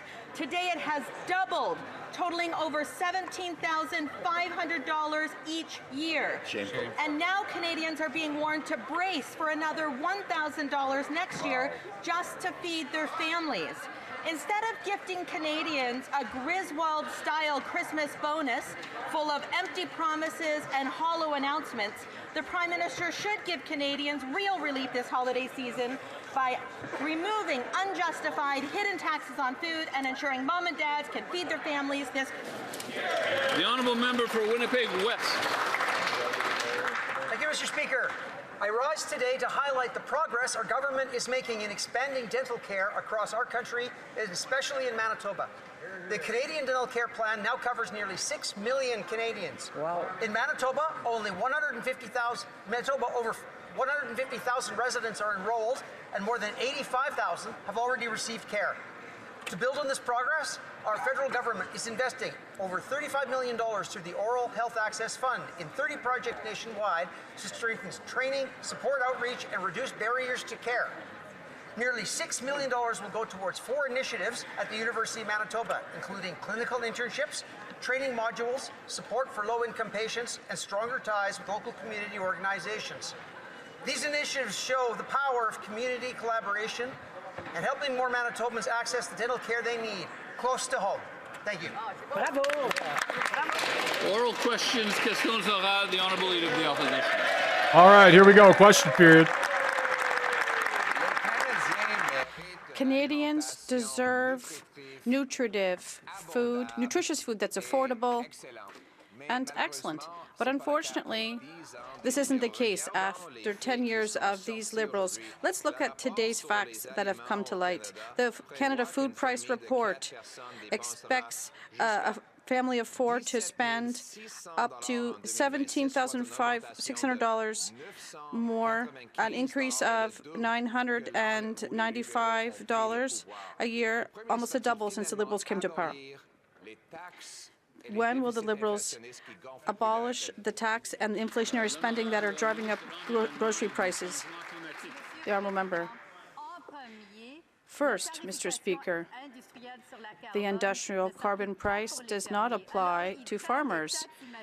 So they are taking imaginary cases that don't apply here. But if they want to talk about the food price report that was published today, what they said was that what will apply and that will have a cost on the price of groceries is climate change. I'd like to know if they're ready to fight against climate change. That party doesn't have a plan, and they're fighting against Canada and not against climate change. The opposition. Let's analyze the weekly spending for groceries. According to today's report data, in 2015, the years when the Liberals came to power, the average Canadian family spent $163 a week on groceries. Today, next year rather, it'll be $340 a week, the double.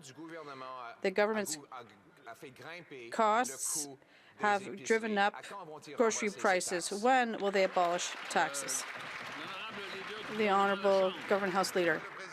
Mr. Speaker, once again, they're just talking about imaginary taxes from the Leader of the Opposition.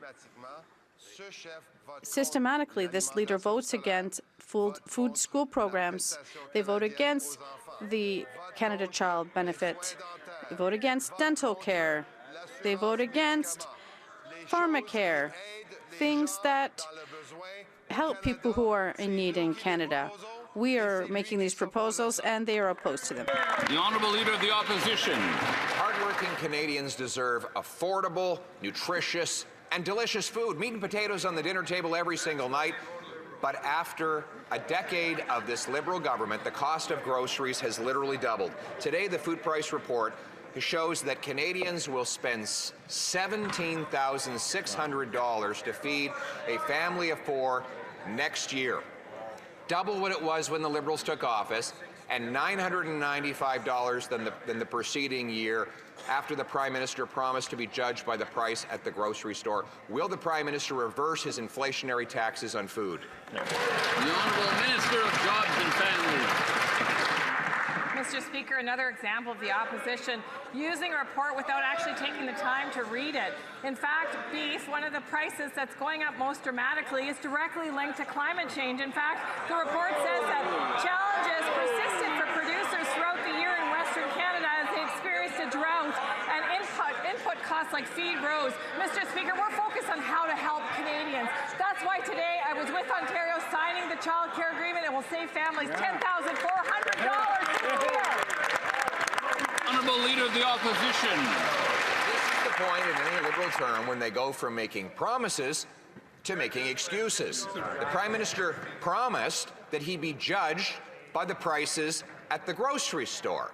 And let's look at those prices on a weekly basis. Today's report gives out data that shows that back when the Liberals took office in 2015, it was $163 a week to afford groceries for a family of four. Now it's $340, literally double. Liberal taxes on farmers, fertilizers, food processors, and packaging have all driven up the cost of food. Will they reverse these Liberal taxes on groceries? The Honourable Minister of Jobs and Families. Instead of focusing on imaginary taxes, we're working to control the things we can, which is putting more money in the pockets of Canadians, Mr. Speaker. That's how you help Canadians with affordability challenges. You make sure they have the money so that they can adjust to whatever happens in the market. You'd think Conservatives would understand market pressure. pressures. It's clear they don't. Mr. Speaker, today we signed with Ontario an extension of the early learning and childcare program. Mr. Speaker, $10,400 per family on average. Do you know how many weeks of food that is? At least 63 if they're The Honourable Leader of the Opposition. Children cannot eat agreements or photo ops or promises. If any of these costly promises Liberals were making actually were real, then you wouldn't have seen the number of kids reliant on food banks doubled to 700,000 kids in the last 5 years. Today, a report from Dalhousie proves that the weekly grocery bill of a family of 4 has doubled to $340 a year. That's the result. So will they finally reverse the Liberal taxes that are driving up food? The Honourable Minister of Environment and Climate Change. Mr. Speaker, time and time again, the members opposite say no to Canadians, say no to supporting Canadians. We have a Canada Child Benefit that supports young families. It's indexed to inflation. It isn't taxed. It is something that they voted against. Time and time again, we'll be there to fight for Canadians. And if he wants to talk about imaginary taxes, that's only an imaginary argument. We're doing the real work to support families. The Leader of the Opposition. Mr. Speaker, the industrial carbon tax is not only real, it was in the Prime Minister's own budget that he wants to increase it. It's a tax on the steel that goes into farm equipment, the fertilizer that goes into farm fields, the equipment that goes into food processors. Then there's the tax on food packaging. By banning plastics, they're making food go bad earlier and costing an extra $1 billion, all of which is passed on. And finally, a $78 billion deficit is inflating the cost of everything. Wow. So instead of doubling the cost of food, why won't they scrap the taxes on groceries? The Honourable Minister of Jobs and Family. Speaker, it's clear the member of the opposition has not read the report because, in fact, the report predicts that inflation is actually going to stabilize and go down. So here's what we're doing on this side, Mr. Speaker. We're putting money in the pockets of Canadians, whether it's through the Canada Child Benefit, which, oh, by the way, is indexed to inflation and that they voted against, whether it's affordable child care, Mr. Speaker, for families with growing children, helping them save money for down payment on a house, which they say is a goal they have, but they voted against, or whether it's for school food programs for those families that need an extra hand. We're here for Canadians in good times and bad. It's pretty clear where they stand for themselves. The Honourable Member for Saint Jean. Mr. Speaker, we thought that the Liberals had finally agreed to remove from the criminal code the exemption that allows incitement to hatred under the guise of religion. But today we learn this is far from the case. Just as we're beginning to debate the Bloc's amendment to repeal the religious exemption, the Liberals tell us that they want to cancel all meetings of the Justice Committee until 2026. Clearly, they are afraid to adopt the Bloc's amendment. Clearly, they are bowing to religious lobbies. Will they pull themselves together and abolish the religious exemption, yes or no? The Honourable Parliamentary Secretary to the Minister of Justice. Please, silence. Mr. Speaker, we are ready to do the work. We started last Tuesday to do a clause-by-clause study, and we're going to continue to work hard on this file. Thank you. The Honourable Member for Saint Jean. Mr. Speaker, religion should never be an excuse for committing crimes, including incitement to hatred. Ending the religious exemption that allows this abuse is a unanimous request from the National Assembly of Quebec, but the Liberals are still abandoning the will of Quebecers to bow to the will of a handful of dogmatic religious leaders. Tolerating this type of speech is not respecting freedom of religion or freedom of expression. It's even less about being open to diversity. It is about being cowardly in the face of violence. Will the Liberals get their act together? The Honourable Minister. Speaking of freedom, Mr. Speaker, I'd like to ask a question that is very relevant with respect to today's news at the Bloc. Like their leader in Quebec, do they think that Quebec artists lack loyalty to the Quebec nation? May they answer the question yes or no? The Honourable Member for Rivière-du-Nord. Mr. Speaker, we knew that the Conservatives would side with extremist preachers because they are the official party of the religious right. But it's appalling to see the Liberals abandon Quebecers, Canadians, and their fundamental principles. Principles such as equality before the law when it comes to crimes, principles such as gender equality, the rights of sexual minorities, the maintenance of social peace, etc. All because they're on their knees before the various religious right-wing groups. Will they stand up, get their stuff together, and immediately reconvene the Justice Committee to abolish the religious exception? The Honourable Minister. I understand, Mr. Speaker, that the Bloc wants to divert our attention, but if we invest historical amounts in culture, it's not to gain the loyalty of artists. It's for them to thrive themselves and have their expression. Investment in culture could neutralize artists in their view, and it shows the disdain they have in Quebec for their artists. Neither the Bloc leader or they have the right to judge other Quebecers about their loyalty to Quebec. The Honourable Member for Foothills. The Prime Minister told Canadians he should be judged by the price of food at the grocery store. Well, the verdict is in, and the Liberals have failed. Canada's Food Price Guide said Canadians will spend $1,000 more on groceries next year, the highest increase in years. When the Liberals took office, the average weekly food bill was about $160. In a decade, it has more than doubled to $340 a week. Will the Prime Minister, why is he breaking his promises to Canadians and increasing taxes on farmers, on food and fuel? The Honourable Secretary of State for Financial Institutions. Mr. Speaker, we've done more for affordability in 6 months than that leader and that party have done in 20 years. We've cut taxes for 22 million Canadians. We cut the tax for first-time homebuyers. We've cut the consumer carbon tax, automatic federal benefits, school food program. The list goes on and on. They opposed it all. With that leader, it's the same old tired rhetoric again and again. On this side, we're getting things done for Canadians. Thank you. Member for Foothills.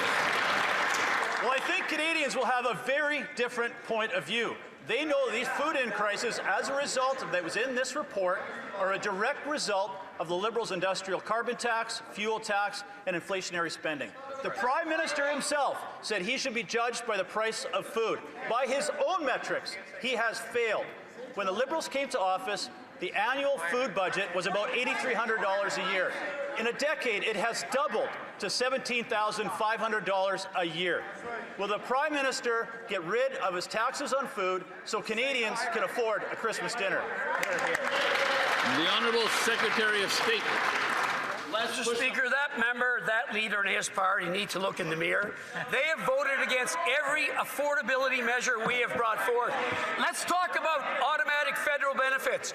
Benefits for 5.5 million Canadians, getting benefits to those that need it the most. Did they support it? No, of course they didn't support it.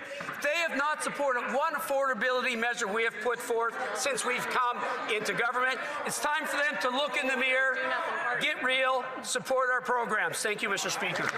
Member for New Tecumseh, Gwillimbury. Mr. Speaker, where's the beef? That's what Canadians are asking as food prices keep rising. This Prime Minister told Canadians he would be judged by the prices at the grocery store. And yet 86% of Canadians say they are cutting back on meat because they simply can't afford it. The Liberals' industrial carbon tax and inflationary deficits are driving up the price Canadians pay at the checkout line. Why is this Liberal government making it even harder for people to afford food? The Honourable Secretary of State for Sport. Mr. Speaker, there's no taxes on food. And look, food's too expensive. That's a fact, but I've got some other facts for the member. One, the #1 driver of food cost inflation is climate change, something those Conservatives will never say. Two, industrial carbon pricing applies to goods sold on international markets, and they're not passed on to consumers. Three, industrial carbon systems impact household expenses by 0%, Mr. Speaker. Here's some ideas of ways the Conservatives can actually help Canadians. Vote in favor of dental care. Vote in favor of national school food programs. Vote in favor of affordable housing, or vote in favor of $10 a day childcare that we just signed with Ontario, Mr. Speaker. Try and help a Canadian for once. The honourable member for New Tecumseh, Gwillimbury. Mr. Speaker, that answer was all bun, no patty. Said nothing of substance to Canadians who can afford groceries. Because of Liberal policies, next year a family of four can expect to pay nearly $1,000 more. On food, food prices could rise 6% next year, with meat expected to see the biggest price hike.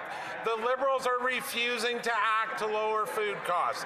The beef's already gone, so what does that minister think Canadians should cut back on next?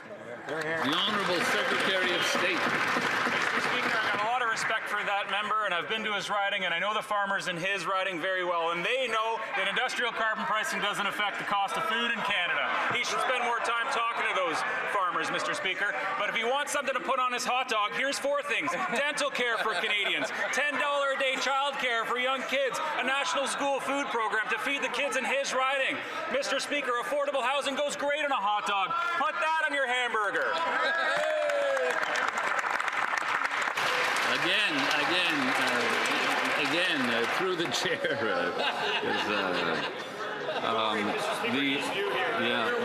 the honourable member for Long Range Mountains. Mr. Speaker, the Prime Minister told Canadians he should be judged by the prices at the grocery store. Canadians are now paying 112% more for food than when the Liberals took office, and groceries are consuming a bigger share of every family's budget. Even basic center aisle staples, such as coffee and baby formula, are skyrocketing. Canada's food price report confirms that next year, Canadians will pay an extra $1,000 on groceries. When will these Liberals finally stop their inflationary spending, scrap the industrial carbon tax, and let Canadians afford groceries again? The Honourable Minister of Fisheries and Oceans. Mr. Speaker, instead of repeating the same canned lines, I would ask this member from Newfoundland and Labrador, Conservative member, to think about what she voted against. $10 a day childcare, food for kids in schools, something that her colleague called garbage, dental care, this family benefit. 46,000 families in our riding take advantage of this. I ask her to start to work for Newfoundlanders and Labradorians. Honourable member for Long Range Mountains. Mr. Speaker, a local single mom of 3 reached out to me today in complete desperation. She's working hard, doing everything right, yet a series of setbacks has pushed her to the brink. She's falling behind on the basics.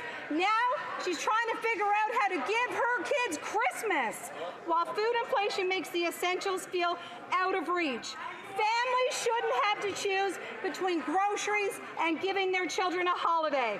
When will the Prime Minister finally take this seriously and make life affordable for the people of Newfoundland and Labrador? The Honourable Minister of Fisheries and Oceans. Mr. Speaker, I would say to the mom in the member's riding, please ask your member to vote for childcare. That's an idea. Dental care. That's an school idea. nutrition program. A family of 2 can save $800 a year. Support the inflation index, Canada Child Benefit. 46,000 families need that support. Housing supports, and on I can go. These are tangible affordability measures. I will never politicize the struggles of moms in my province. The Honourable Member for King Vaughan. The Prime Minister told Canadians he should be judged by the prices at the grocery stores. Under their watch, the weekly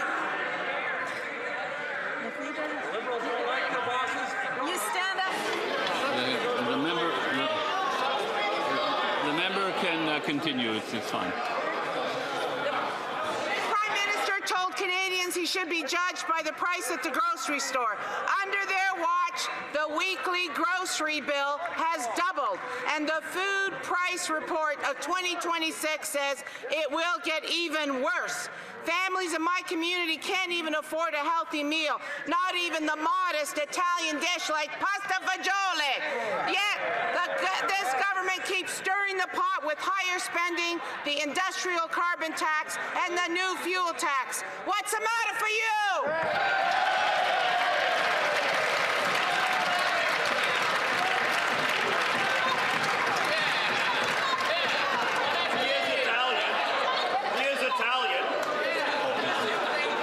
Everything's quite all right.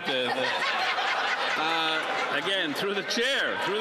I know it doesn't pack the same punch, but through the chair. The honourable Secretary of State for Seniors. Mr. Speaker, those Conservatives clearly can talk until the cows come home, but they're all hat and no cattle. When their own platform had nothing in it for food affordability, did they vote to put money in the genes of Canadians? No. Did they vote for the National School Food Program? No. Did they vote for old age security? No. Did they vote for the Canada Child Care benefit? No. Did they vote for the disability benefit? No. There you have it, Mr. Speaker. The honourable member for Jean-Pierre. Mr. Speaker, Radio-Canada has revealed that the no side is reforming. The Liberals are wondering how to respond to a possible third referendum in Quebec. Well, here are some ideas. Don't betray Quebecers by abandoning the fight against climate change. Don't threaten a province with imposing a pipeline on it. Don't dismiss all of Quebec's requests on the budget. Don't turn the Quebec Liberal Party into a federal training club. Before even coming up with the arguments for the no side, have the Liberals, these world champions, considered that they could stop adding arguments to the yes side. The Honourable Government House Leader. Mr. Speaker, do you know what they're not talking about in Saguenay-Lac-Saint-Jean this morning? They're not talking about the obsession with the referendum. They're not talking about the separation, the division, about the squabbles in our society. They are worried about what? Their jobs, building our country, taking care of their kids, putting food on the table, and paying their mortgage, Mr. Speaker. What our party is concerned with. They are trying to divide and separate people. We are focused on jobs and the economy. The honourable member for Drummond. The government House Leader should perhaps go to Lac-Saint-Jean. Yes, they are talking about building a country, but yeah, the country of Quebec. So here's some more suggestions for the no camp. The federal government could respect Quebec's laws, such as state secularism or the Charter of the French language. They could fight against the decline of French in Quebec instead of funding its Anglicization. It could transfer immigration powers to Quebec. It could stop meddling in Quebec's areas of jurisdiction. There's a long list because we have the same issues since the 1980s. Nothing's changed. Is there someone who really still thinks that things will change today? The Honourable Minister. Thank you very much, Mr. Speaker. Throughout the last election campaign, the Bloc didn't propose anything. They just said, if it's good for Quebec, we'll vote for it. If it's not, we won't. But now, when they have the opportunity to vote for a good budget for Quebec that sets out $4 billion for Hydro-Quebec, investing in their infrastructure with historic investments in culture, they voted against it. And even worse, when they had the opportunity to present their requests, there was absolutely nothing on culture. That's a shame. Thank you. The Honourable Member for Mégantic-Lorraine-Aubinière. This Prime Minister, who has accomplished nothing since he took office, but has inflated spending, he said, Canadians will judge me on the cost of groceries.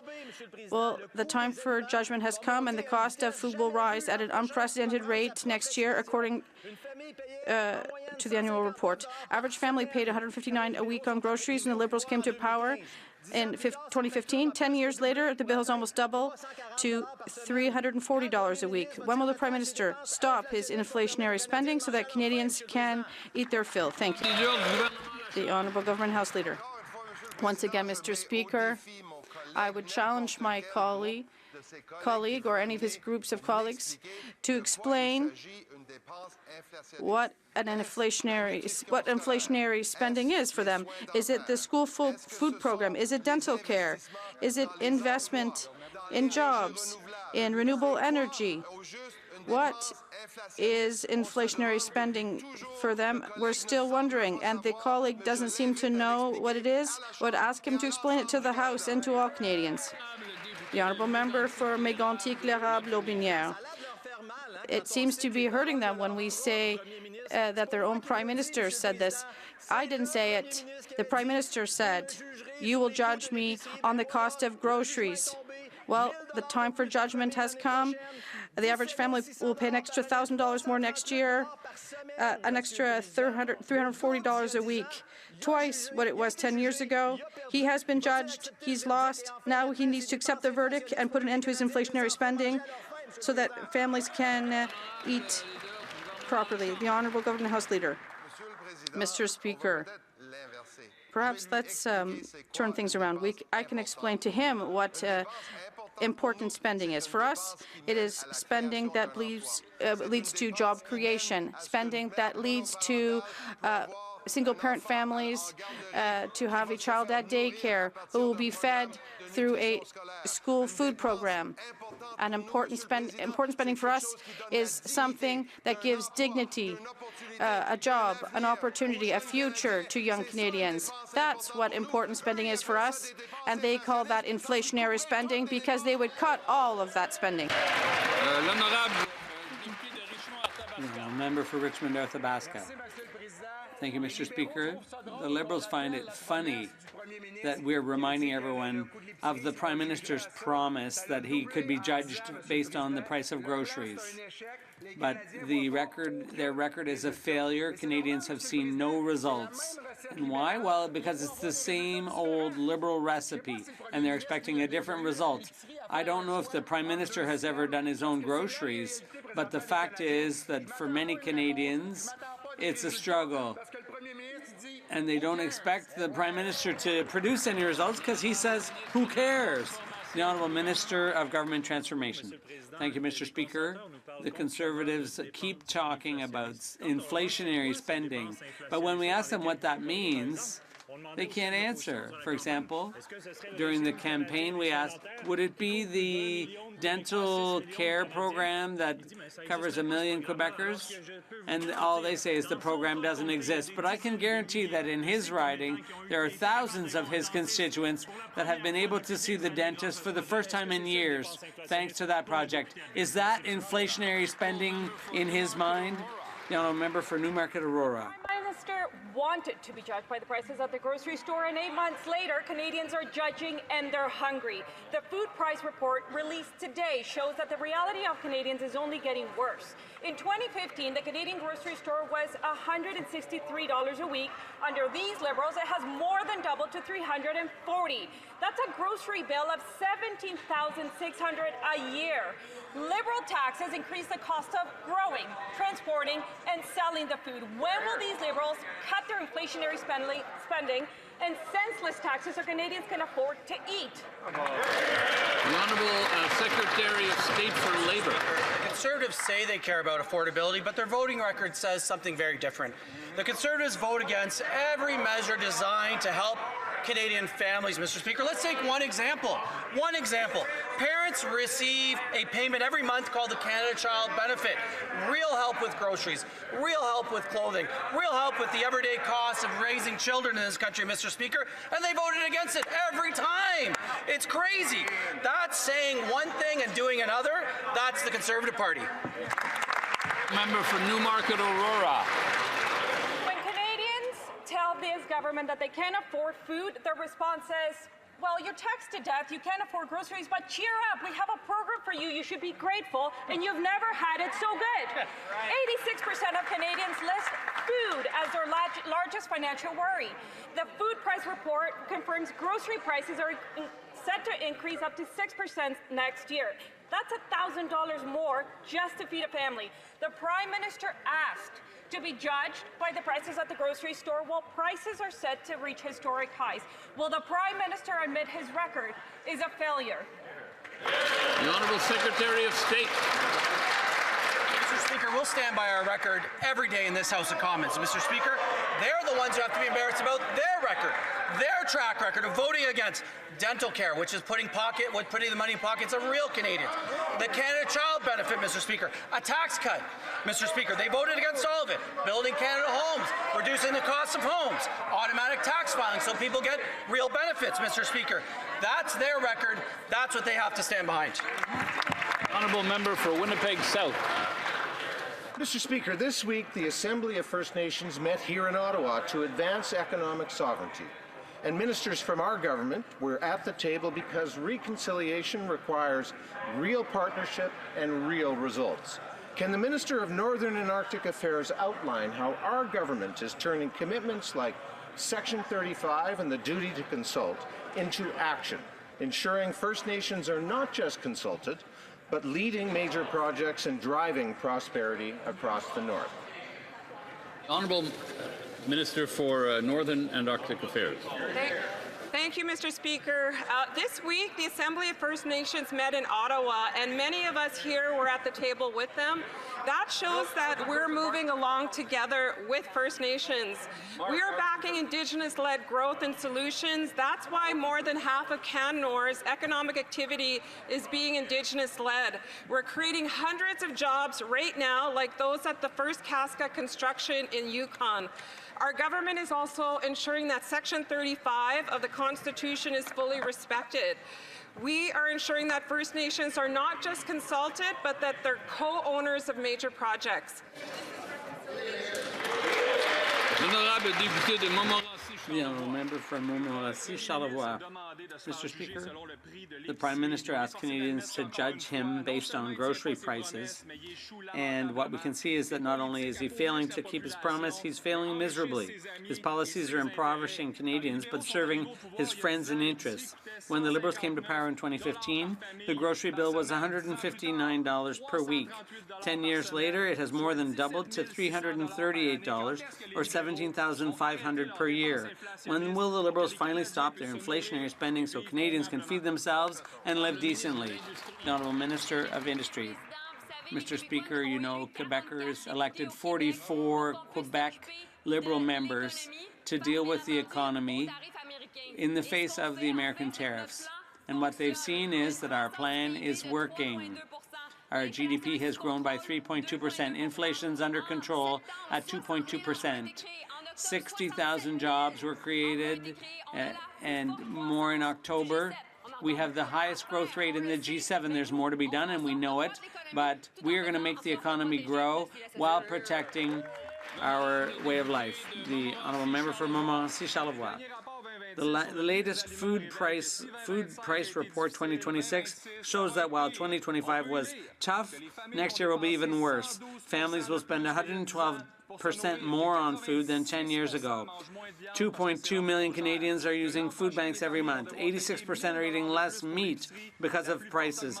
Families will have to pay $1,000 more for food, the largest annual increase in Canadian history. Meanwhile, food inflation in Canada is rising 48% faster than in the U.S. Why won't the Prime Minister scrap his taxes on food so Canadians can finally afford to eat healthy food? The Honourable Minister of Industry. Mr. Speaker, my colleague is willfully blind because he's just cherry-picking figures. The fact is, inflation is down. It's at 2.2%. And it's also a fact that wages are increasing by 3.3%. So, of course, people have more money to pay for the cost of living. At the same time, what we're doing as a government is we are building a strong social safety net. We have various programs, including for school food. We will be there for Quebecers all across the province. Honourable member for Cambridge. Speaker, the prices at the grocery store was how the Prime Minister was to be judged. From Trudeau's crisis to this rebranded, not-so-new Liberal cabinet, Canadians are seeing costs go from bad to worse. Today's food price report shows that Canadians are bracing for the largest grocery increase in years, nearly $1,000 more. Under a decade of these Liberals, families gone from spending $159 a week on groceries to $338. That's more than $17,500 a year. Families are stretched to the limit, and so are food banks. When will this government rein in its inflationary spending, cut the costs it piles onto farmers, truckers, and processors so Canadians can afford to eat? Parliamentary Secretary to the Secretaries of State for Labour, for Seniors and for Children and Youth. Mr. Speaker, a national school food program that's going to save parents up to $800 a year, a dental care program, a tax cut for 22 million Canadians, early learning and child care, a Canada Child benefit. Mr. Speaker, the Leader of the Opposition stood up in this House today and called these costly promises. Members opposite call these photo ops. They call them garbage. They call them socialist programs. Mr. Speaker, this is a case That's of because they are saying socialist. the quiet part out loud. When someone tells you who they are, believe them. Canadians know who's fighting for them. The Honourable Member for Cambridge. Their programs don't feed seniors. When Liberals claim their taxes are imaginary, I think of a senior woman in my community, one who told me she can barely afford to eat and that someday she wishes she simply wouldn't wake up because living in this indignity is harder than dying. That is what 10 years of soaring food prices and punishing taxes have done to Canadians. Not imaginary, real. Not theoretical, human. Families are being crushed by fuel costs, fertilizer costs, and the industrial carbon tax. And yet the Prime Minister looks at Canadians suffering the same way he looks at Brookfield balance sheets, as numbers, not people. When will the Prime Minister prioritize making food affordable? The Honourable Parliamentary Secretary. Mr. Speaker, when I talk to seniors in my riding, they talk to me about the Canadian Dental Care Program. They say that this is life-changing, that this is getting them the dental care that they haven't had for years for the first time. They talk to me about the New Horizons program and how we're supporting projects that improve their quality of life. They talk to me about the $5 billion that Budget 2025 is putting into new hospital infrastructure and urgent care.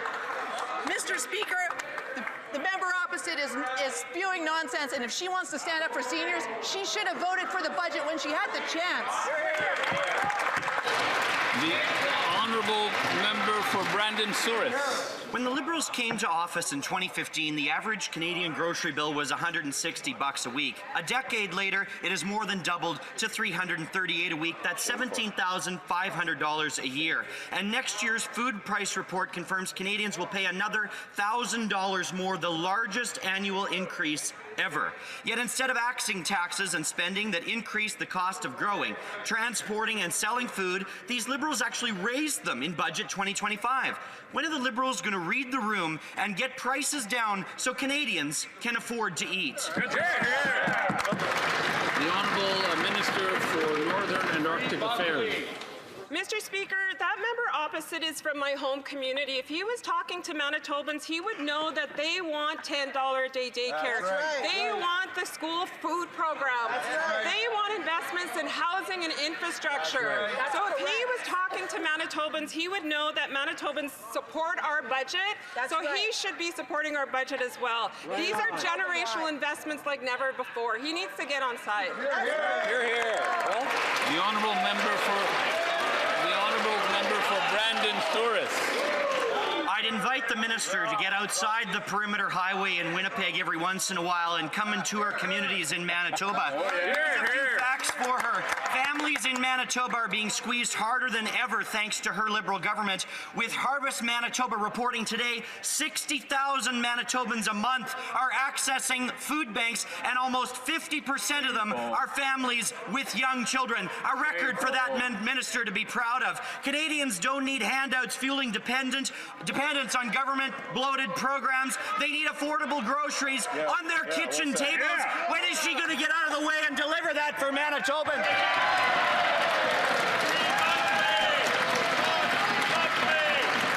Cheers to that.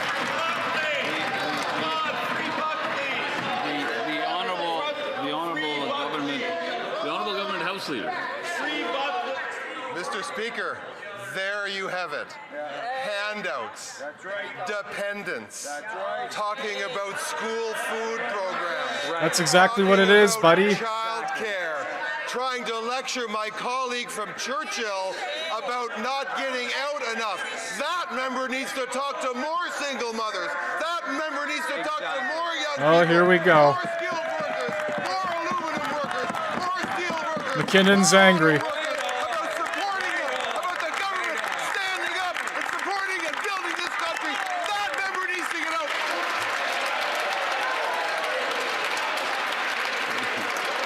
The honourable member for Dufferin-Caledon. Stellantis is investing $13 billion of their own dollars into the United States to create 5,000 auto jobs. Meanwhile, this Liberal government gave Stellantis $15 billion taxpayer dollars, and they fired 3,000 auto workers. Let that sink in for a minute. This is what happens when incompetent Liberal ministers don't read contracts. And this isn't an investment. This is a corporate ripoff. They took $15 billion and fired the workers. How does this incompetent minister sleep at night? Good question. How? Honorable Ministre de l'Industrie. Honorable Minister of Industry. We take very seriously when it comes to investing taxpayers' money. And when it comes to Stellantis, we had a deal. They broke it. And we'll make sure that we get our money back, period. Member for Dufferin. Bullshit. So, unlike that minister, I've actually read the contracts. And if she actually had a legal case to do anything about the 3,000 workers that got fired in exchange for $15 billion, they would have sued. But guess what? They haven't. And you know why, Mr. Speaker? And all Canadians should know the extent of the incompetence of this Liberal government. The jobs guarantee in those contracts are not worth the paper they're written on. If I drafted that as a first-year law student, I would have got an F. How does this minister stand here and defend this terrible contract? Let's hear it, Melanie. Go on. Thank you, Mr. Speaker. Mr. Speaker, we have no lesson to take from the Conservative.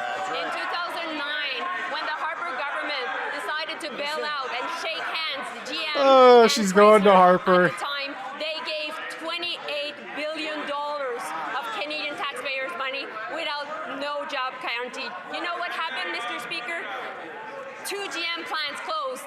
One in Oshawa, another in Windsor. This One is just Ford assembly embarrassing. plant closed as well, and one Orion bus. Oh my in Mississauga. God. This is their record. We're creating jobs, and we're fighting for them. The honourable Hey, you're not fighting for them, you're losing them, hand over fist. Liberals committed $15 billion to Stellantis only to have them ship 3,000 jobs south of the border. In fact, just in the White House yesterday, Stellantis says they're investing $13 billion in the U.S. to create 5,000 jobs. Every time this government makes a deal, it seems like executives get taken care of while employees get overlooked.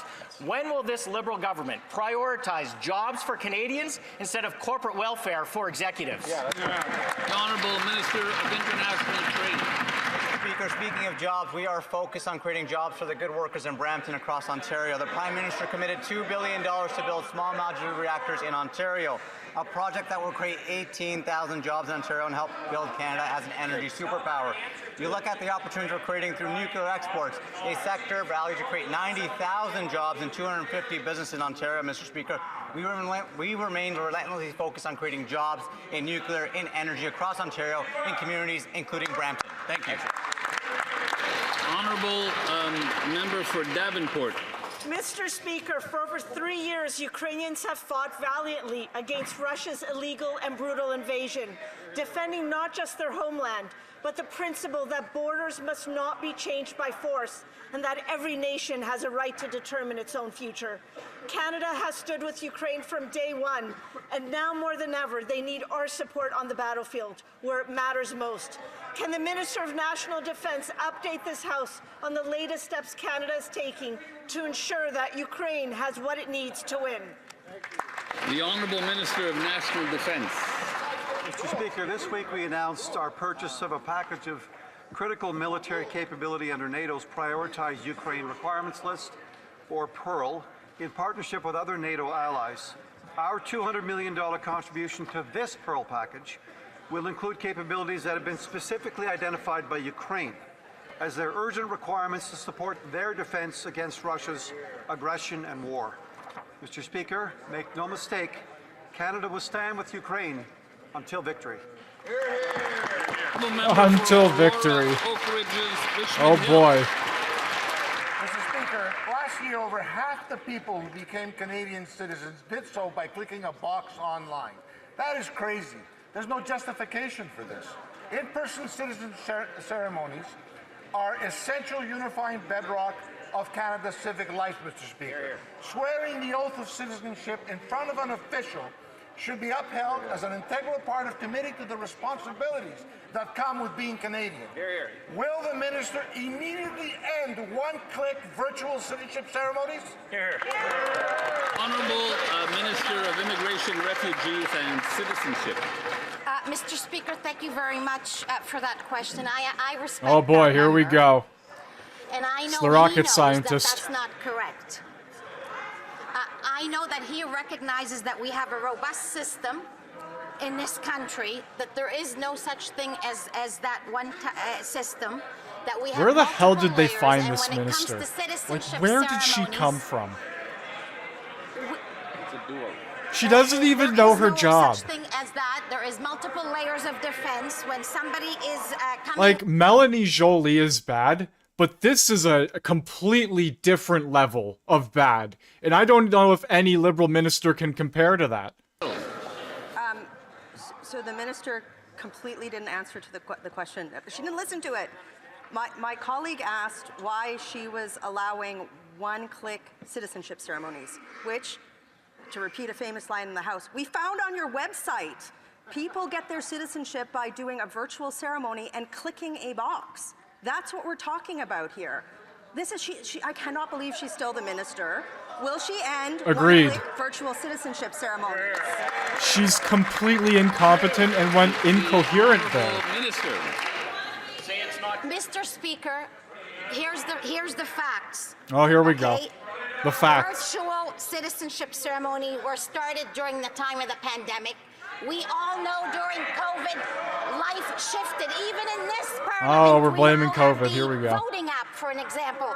So we're always looking for opportunities to celebrate our citizenship, to bring people together, to celebrate and build Canadian economy and make it strong, and we will continue to do that. Thank you. Good job. Honourable Member for Calgary Nose Hill. Last year, well after the pandemic, more than half of Canadian citizenships were conducted where? Online, by clicking a box. How does that unify Canadians?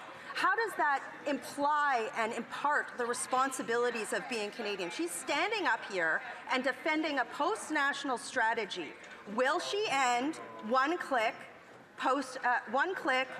virtual citizenship? The Honourable Minister. Again, I'm correcting the record for that member and those that are listening. Virtual citizenship ceremonies started during the pandemic. That is correct. There are still some that are happening. However, all new Canadians, while it is still being done under a secure, full-fledged citizenship ceremony with officials present. Thank you. The Honourable Member for Pickering, Brooklyn. Thank you, Mr. Speaker. There's no way she stays on for like another... I thought she would have been gone already, to be honest with you. I thought that minister would have been canned already and they would have replaced her. It's shocking she's still around. I give her maybe another 6 months. If she makes it through the whole term, the whole 4 years until another election, and I swear to God, if she gets reelected, I have no idea at that point. Like, there's a lot of questions that need to be raised about that minister. Count on in moments of hardship. Could the Secretary of State for International Development inform this House of... The Honourable Secretary of State for International Development. Our hearts are with those affected by the devastating floods in Sri Lanka, which has declared a state of emergency. Mr. Speaker, in times of crisis, Canadians step up, and to support an urgent and immediate response, Canada is... Oh, he's a ventriloquist. I don't know what happened to the feed, ladies and gentlemen, but we officially lost it. providing The CPAC site. shelter, Oh, there we water, go. health services, and other essentials to the most affected, and builds on support Canada's already provided through the World Food Programme's emergency response. We're closely following developments across the region and will continue to stand with communities facing the impacts of danger. The honourable member for Elgin, St. Thomas, London South. Thank you, Mr. Speaker. My question is for the chair of the Standing Committee on Justice and Human Here Rights. we go. Yesterday, the Liberals got up in question period and accused Conservatives of obstructing work on Liberal Bill C9, which takes aim at religious freedom and freedom of expression. The Liberals said they wanted to conduct clause-by-clause review today, but this morning, the Liberal chair cancelled the meeting, obstructing the Liberal government's own agenda and denying our right as legislators to do our work. Why did the chair cancel the meeting, and will he commit to calling our scheduled meeting on Tuesday so we can get to work? I like Andrew. I like Andrew. He's a good MP. Lakeshore, Etobicoke Lakeshore. Thank you, Mr. Speaker. I became chair of the Justice Committee just 2 short days ago, and I'm honored to take that responsibility, and I take it very seriously. Look, it became very apparent to me quickly that the committee was having a great deal of trouble. Emotions were running high, and they didn't have a path forward to deal with some very important legislation that was before the committee. So acting in the best interest of the committee members, the members of this House, and the members of the public who want this bill to pass, I decided to cancel the meeting so the members could regroup to find a path forward. Thank you, Mr. Speaker. The honourable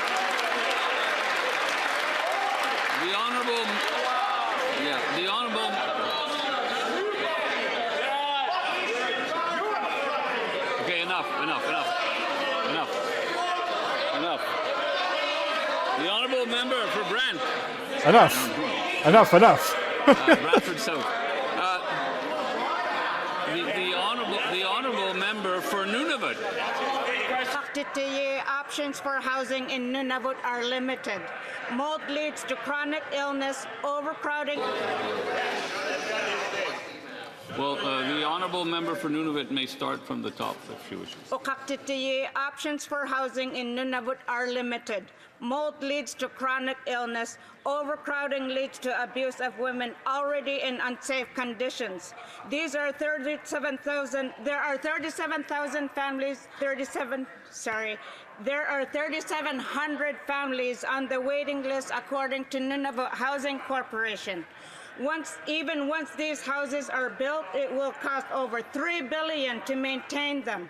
This government has only promised 700 new homes. Why aren't the Liberals fully funding Nunavut to meet the urgent housing need? The Honourable Minister for Northern and Arctic Affairs.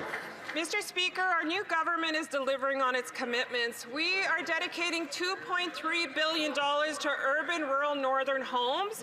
We're also partnering to deliver over 700 new homes and fast-tracking them. We're also building on 450 additional homes that will start in the next few years. In the Northwest Territories, we're funding 150 social homes, and in Whitehorse, 100 new affordable homes. This is just the beginning, Mr. Speaker, because we're delivering on the 3,000 homes by 2030. Thank you.